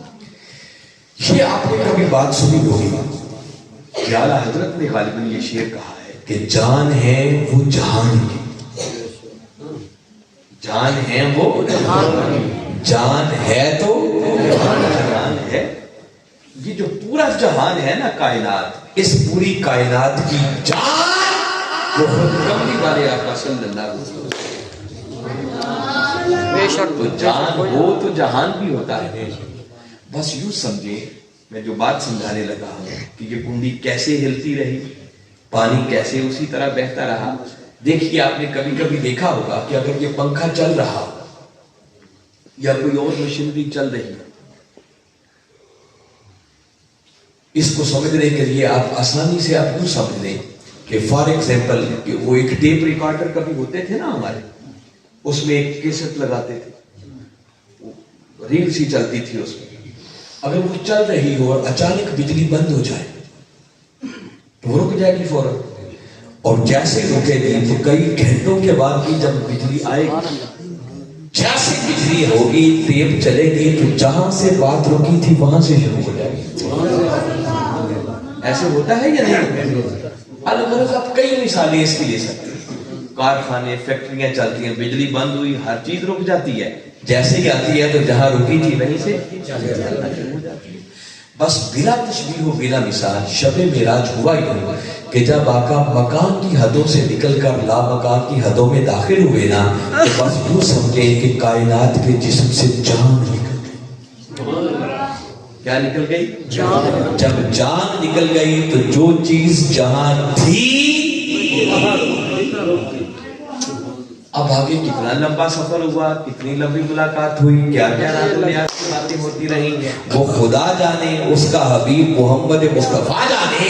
بس جب آقا پلٹ کر واپس آئے تو کائنات کے جسم میں جان آ گئی اور جو چیز جہاں رکی تھی اس نے وہیں سے چلنا شروع کر دیا۔ یہ بات سمجھ میں آنے، پھر لوگ جو کہتے ہیں سمجھ میں نہیں آتی، میں ایک سادہ سا اس کا جواب یہ دیتا ہوں، معراج ایک معجزہ ہے۔ معراج کیا ہے؟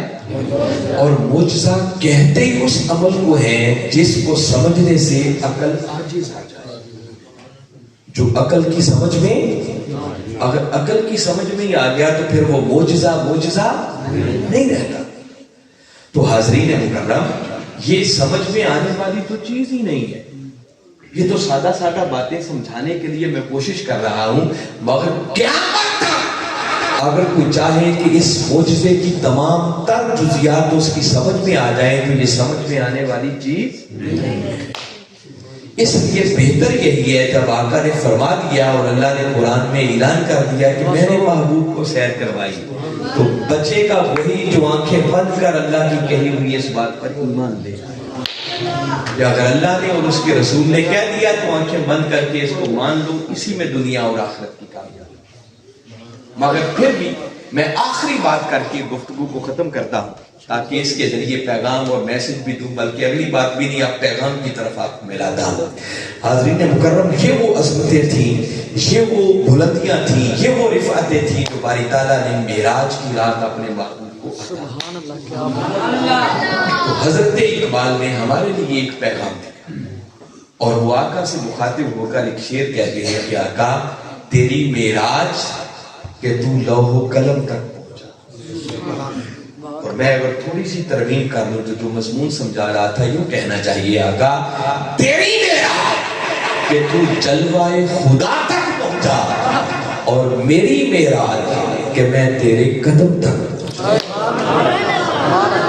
اب ہماری معراج صرف یہ ہے کہ ساری زندگی اس پر لگا دیں کہ کسی طرح آقا کے قدموں تک رسائی ہو جائے, آقا کے قدموں سے رشتہ جڑ جائے, ان کے قدموں سے ناطہ قائم ہو جائے. اگر امتی کا تعلق آقا کے قدموں سے جڑ جائے اور آقا کی سچی اور سچی غلامی کسی کو میسر آ جائے تو بس امتی کی معراج اسی میں ہے کہ جو آقا کے قدموں تک پہنچ جائے گا آقا بازو پکڑ کر اسے اللہ کی بارگاہ سے اگلا کام پھر آقا کے ساتھ ہے. اور آقا کے قدموں تک رسائی کیسے ہوگی؟ اس کے لیے دو چیزوں کی ضرورت ہے. دل میں کملی والے آقا کی سچی اور سچی محبت ہونی چاہیے, عشق ہونا چاہیے. اور آقا کی محبت اور عشق کا دوسرا نام ہے ایمان. کیا ہے یہ؟ ایمان. ایمان.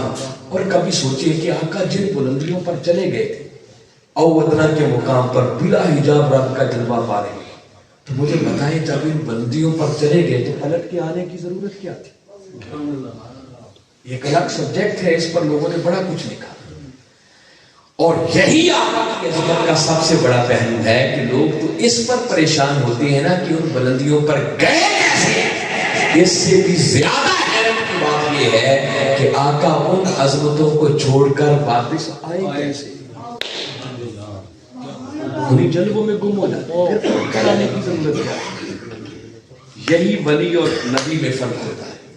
ولی کے پیش نظر صرف خود کو باکمال کرنا, وہ جب بلندیوں پہ پہنچ جائے تو پھر پلٹ کے اس نے واپس کیا.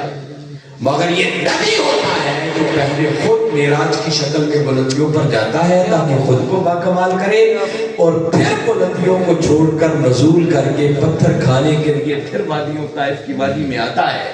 کیوں؟ تاکہ اپنی گناہگار امت کی اصلاح کر کے ان کو بھی راہ راست پر لائے تاکہ وہ بھی معراج سے کچھ حصہ پا سکیں. آقا پلٹ کے آئے ہماری خاطر, ہمیں دین سکھانے کے لیے, ہمیں یہ زندگی گزارنے کا نظام سکھانے کے لیے کہ میرے امتیوں اٹھنا کیسے ہے, بیٹھنا کیسے ہے, سونا کیسے ہے, جاگنا کیسے ہے, کھانا کیسے ہے, پینا کیسے ہے, والدین کا ادب کیسے کرنا ہے, رشتہ داروں سے کیسے پیش آنا ہے, پڑوسیوں کے ساتھ کیسے اس نے سلوک کرنا ہے, کافروں سے واسطہ پڑتا ہے ان کے ساتھ کیسے ڈیل کرنا ہے, بچوں کے حقوق کیسے ادا کرنے ہیں, جانوروں کے حقوق کیسے ادا کرنے ہیں. یہ سارا سکھانے کے لیے دین کی تکمیل. دین کیا ہے؟ دین ایک مکمل ضابطہ حیات ہے. اللہ نے انسانوں کو زندگی گزارنے کا جو نظام عطا کیا ہے اسی کو اسلام کہتے ہیں, اسی کو دین کہتے ہیں. وہ دین سکھانے کے لیے آقا پلٹ کے پھر واپس آئے. اور اگر ہم امتوں نے وہ دین سیکھا ہی نہ اور سیکھ کر اس پر عمل ہی نہ کیا اور عمل کر کے اپنی زندگی کو سنوارا ہی نہ تو پھر آقا کی ان بلندیوں کو چھوڑ کر پلٹ کے واپس آنے کی ہم نے کوئی قیمت نہیں ڈالی. ہم نے پھر غلامی کا حق ادا نہیں کیا. ان کے قدموں تک پہنچنا ہے تو پہنچنے کا راستہ ایک ہے, دو ہی چیزیں ہیں, ایمان اور اعمال صالحہ. ایمان اس نبی کی محبت, عشق اور ادب کا نام ہے اور اعمال صالحہ اسی نبی کے نقش قدم پر چلنے کا نام ہے. بس یہ دو طرح کا تعلق اگر امتی کا نبی کے ساتھ قائم ہو جائے تو بس سمجھو امتی نبی کے قدموں تک پہنچ گیا. اور جب آقا کے قدموں تک پہنچ گیا تو آقا بازو پکڑ کر اللہ کی بارگاہ سے خود ہی بازو. یہ پیغام ہے جو اس صدی کے اندر ڈاکٹر طاہر القادری اور منہاج القرآن نگر نگر گلی گلی آقا کی اس امت کو دیتا پھر رہا کہ لوگوں آؤ اگر کامیابی چاہتے ہو تو آقا کے قدموں سے جڑو. وہ پوچھے کہ ڈاکٹر طاہر القادری پوری دنیا کو کیا پیغام دیتا پھر رہا ہے. ڈاکٹر طاہر القادری کا پیغام صرف ایک ہے کہ لوگوں آؤ عشق سرکار کی ایک شمع جلا لو, عشق سرکار کی ایک شمع جلا لو, بعد مرنے کے لحد میں بھی اجالا. اب اگر آقا کے عشق اور محبت کی شمع دل میں روشن ہو گئی اور ان کی سیرت طیبہ کے ساتھ عمل والا تعلق قائم ہو گیا تو سمجھو دنیا بھی پھر کامیاب ہے، قبر بھی روشن ہو جائے گی اور حشر والے دن بھی کامیاب ہے۔ تو آج کی اس پورے میرے خطاب کا لب لباب نچوڑ جو میں نے آقا کی عظمت بیان کی ہے، عظمتیں اللہ نے اس لیے عطا کی کہ ان عظمتوں کو سن کر لوگ میرے مصطفیٰ سے عشق کریں، ان سے محبت کریں۔ جب محبت کریں گے تو انہیں ایمان ملے گا۔ کیا بات، سبحان اللہ۔ دیکھیں نا، جب کوئی کسی کا آئیڈیل بن جاتا ہے، بڑے بڑے کرکٹرز، کوئی پلیئر کھیلنے والے، کوئی کبڈی کے پلیئر یا کوئی اور اچھا بڑا نام پر علمی شخصیت بعض لوگوں کے لیے رول ماڈل بن جاتے ہیں، لوگ پھر ان سے محبت کرتے ہیں، پیار کرتے ہیں، کہتے ہیں یہ میرا ہیرو ہے، یہ میرے لیے آئیڈیل ہے، رول ماڈل ہے۔ پھر لوگ ان جیسے بال رکھتے ہیں، لوگ ان جیسے کپڑے پہنتے ہیں، ان جیسی شکل بنانے کی کوشش کرتے ہیں نا۔ تو یاد رکھیں، باری تعالیٰ نے جو عظمتیں ہمارے آقا کو عطا کی ہیں، زمانہ جن بلندیوں پر بھی چلا جائے، آقا کی عظمتوں کی گرد کو بھی نہیں کھا سکتا۔ ان سے بڑا ہیرو کائنات کا، ان سے بڑا آئیڈیل ہے ہی کوئی نہیں کائنات کا، ان سے بڑا رول ماڈل کوئی نہیں ہے۔ اس لیے نوجوانوں، اگر کسی کو اپنا رول ماڈل اور آئیڈیل بنانا ہے تو وہ کائنات میں ایک ہی ہستی ہے، جس ہستی کا نام ہے محمد مصطفیٰ۔ ان سے محبت کرنا سیکھو، ان سے عشق کرنا سیکھو، انہی سے محبت حقیقت میں خدا سے محبت ہے، انہی سے عشق حقیقت میں خدا کا عشق ہے، انہی کا ادب حقیقت میں خدا کا ادب ہے، انہی کی اطاعت حقیقت میں خدا کی اطاعت ہے، انہی کا عمل حقیقت میں خدا کا عمل ہے، انہی کو راضی کرنا حقیقت میں خدا کو راضی کرنا، ان کو ناراض کرنا حقیقت میں خدا کو ناراض کرنا۔ یہ سب باتیں قرآن میں لکھی ہیں، میں جتنی کہہ رہا ہوں اس کا ترجمہ بتا رہا ہوں۔ تو لہٰذا ان کو رول ماڈل بناؤ، ان سے عشق کرنا سیکھو، باقی سارے عشق بیکار ہیں۔ اور عشق یہ نہیں کہ خالی سال کے بعد میلاد کا جلسہ کر لیا، نعتیں پڑھ لی اور بس ختم، معراج کا ایک جلسہ کر لیا، عظمت کی باتیں سن لی، نعرے لگا کے گھر چلے گئے، نہیں۔ پھر اصل ان سے محبت اور عشق یہ ہے کہ عظمت کی باتیں سنیں بھی، نعرے بھی لگائیں، مگر پھر زندگی کو ان کے رنگ میں خود ڈھال لیں، خود کو ان کے رنگ میں رنگ لیں، ان کی سیرت طیبہ کو اپنا اوڑھنا بچھونا بنا لیں، 5 وقت کی نماز کو اپنا معمول بنائیں۔ اللہ نے مال دیا ہے تو اس کی زکوٰۃ ادا کریں، رمضان آ جائے تو ذوق و شوق سے روزے رکھیں، اللہ نے توفیق دی ہے تو بیت اللہ کا حج کریں، پھر والدین کا ادب کریں، بڑوں کا ادب، چھوٹوں سے پیار، ہر کسی کا حق ادا کریں۔ یہ آقا کی تعلیمات ہیں، آقا کا لایا ہوا دین ہے۔ اگر اس دین پر ہم نے چلنا شروع کر دیا تو انشاءاللہ دنیا بھی سنورے گی، قبر بھی سنورے گی اور حشر والے دن بھی کامیابی ہمارے قدم چومے۔ یہ پیغام ہے جو ڈاکٹر طاہر القادری نگر نگر گلی گلی دے رہا۔ میں نے تو صرف آپ کے ماحول کو دیکھ کر بڑی سادہ باتیں آپ کو بتائی، اور اگر آپ نے حقیقت میں دین سیکھنا ہے، کوئی بات سننی ہے نا، تو اس مرد کلندر کو سنیں جس کو دنیا اس صدی کا مجدد کہتی ہے، جن کو شیخ الاسلام کے نام سے یاد کیا جاتا ہے۔ اس ہستی کا نام ہے ڈاکٹر محمد طاہر القادری۔ طاہر القادری جیسے لوگ روز روز پیدا نہیں ہوتے، صدیوں بعد ایسے لوگ پیدا ہوتے ہیں، اور اس دور کے اندر ان کو سننا کوئی مشکل نہیں ہے۔ آپ جلسے کے لیے ایک ایک مولوی کو بلائیں نا تو آج لاکھ لاکھ روپیہ لیتے ہیں مولوی، اور سنا کے بھی کچھ نہیں جاتے۔ اور طاہر القادری، یہ موبائل فون ہے نا، ہر بچے کے ہاتھ میں آتا ہے، اور ہم فضول وقت بیہودہ بے حیائی عریانی فحاشی کی چیزیں دیکھ کر اپنا وقت برباد کرتے ہیں۔ اسی موبائل ٹیلی فون پر یوٹیوب پہ چلے جائیں اور صرف لکھیں ڈاکٹر طاہر القادری۔ طاہر القادری کے اتنے ہزارہا خطابات آپ کے سامنے آ جائیں گے کہ میں دعوے سے کہہ رہا ہوں کہ کوئی شخص آج سے ہر ان کا ایک نیا خطاب سننا شروع کرے، بندے کی زندگی ختم ہو جائے گی مگر اس مرد کلندر کے خطابات ختم نہیں ہوں گے۔ اتنے ہزارہا خطابات، پھر ان خطابات کے اندر کوئی قصے کہانیاں نہیں ہوں گی، کوئی دوڑے مائے نہیں ہوں گے، کوئی لطیفے چٹکلے نہیں ہوں گے، یا قرآن کی بات ہوگی یا رسول کے فرمان کی بات ہوگی. دیکھو نا میری چند ٹوٹی ٹوٹی باتیں آپ نے کتنی غور اور توجہ سے سنی، حالانکہ وقت بہت زیادہ ہو گیا ہے. کم و بیش بھی میرا خیال ہے 11:05 1.5 گھنٹے سے تو زیادہ ہی تقریب ہو. تو اگر مجھ جیسے نکمے سے آدمی کو جو ان کے جوڑوں میں بیٹھنے کے بھی قابل نہیں، آپ اتنی توجہ سے گاؤں میں بیٹھ کے سن سکتے ہیں، تو سوچیں جب اس وقت کے مجدد کو سنیں گے تو آپ کی کیفیت کیا ہوگی. اور اس پر کوئی پیسہ نہیں لگے گا سننے پر، گھر میں بیٹھے بستر میں لیٹے لیٹے سن سکتے ہیں. تو لہٰذا میں ایک تو یہ پیغام دے رہا ہوں کہ اس برد کلندر کو سنیں. ایسے لوگ صدیوں بعد پیدا ہوئے. آپ سن کر حیران ہوں گے. تقریر میری ختم ہو گئی ہے. میں آپ کے ضلع کا فیصل آباد کا رہائشی آبائی علاقہ میرا تحصیل سمندری ہے، اس کے آگے اڈا مرید والا ہے، وہاں میرا آبائی گھر ہے. اب لاہور شفٹ ہو چکے ہیں پچھلے 20-22 سال. اور میں نے طاہر القادری کو زندگی میں پہلی مرتبہ 1986 میں سنا. اس وقت میں BSc کا طالب گوجرا کالج میں پڑھتا تھا، ڈگری کالج گوجرا.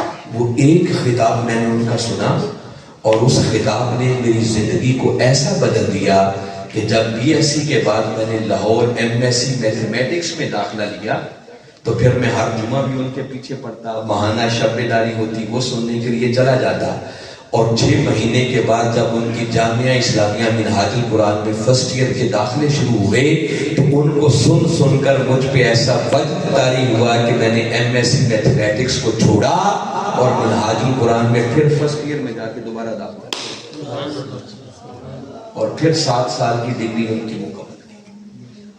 آپ سنیں گے تو آپ کے ایمان پر ایک نئی بہار آ جائے گی. پھر کہہ رہا ہوں طاہر القادری جیسے لوگ روز روز پیدا، صدیوں بعد ایسے لوگ پیدا ہوا کرتے ہیں. ان کو سنیں، ان کی فکر کو سمجھیں. خدا کی قسم وہ شخص اپنے لیے نہیں جی رہا، ان کی زندگی کا ایک ایک لمحہ وہ کملی والے آقا کے دین اور امت کی سربلندی کے لیے بس ہو رہا ہے. اس مرنے کے اندر کو اپنی منزل اس دن ملے گی جس دن امت مسلمہ کی تقدیر کے فیصلے امریکہ اور واشنگٹن میں ہونے کی بجائے گنبد خضرا کے سائے میں ہونا شروع. حالات جیسے بھی ہیں ہمیں مایوسی نہیں ہے. انشاءاللہ میرے مولا نے چاہا تو وہ وقت بہت جلد آنے والا ہے جب اس مرد کلندر کی قیادت میں اس دھرتی پر مصطفی انقلاب کا سویرا طلوع ہو کر رہے گا. خوش نصیب وہ ہوں گے جو ان کا دست و بازو بن کر آقا کے دین کی سربلندی کے لیے وہ اپنا کردار ادا کر. آخری اعلان، یہ جو 22 تاریخ آ رہی ہے 22 فروری، غالباً یہ دن بنے گا کون سا ہے؟ بدھ کا دن بنتا ہے. بعد نماز عشاء فیصل آباد کے اندر ایک کینال میں جو پوری معلومات آپ کو ہمارے یہاں کے ساتھی حافظ مجاہد صاحب جی سے مل جائیں گی.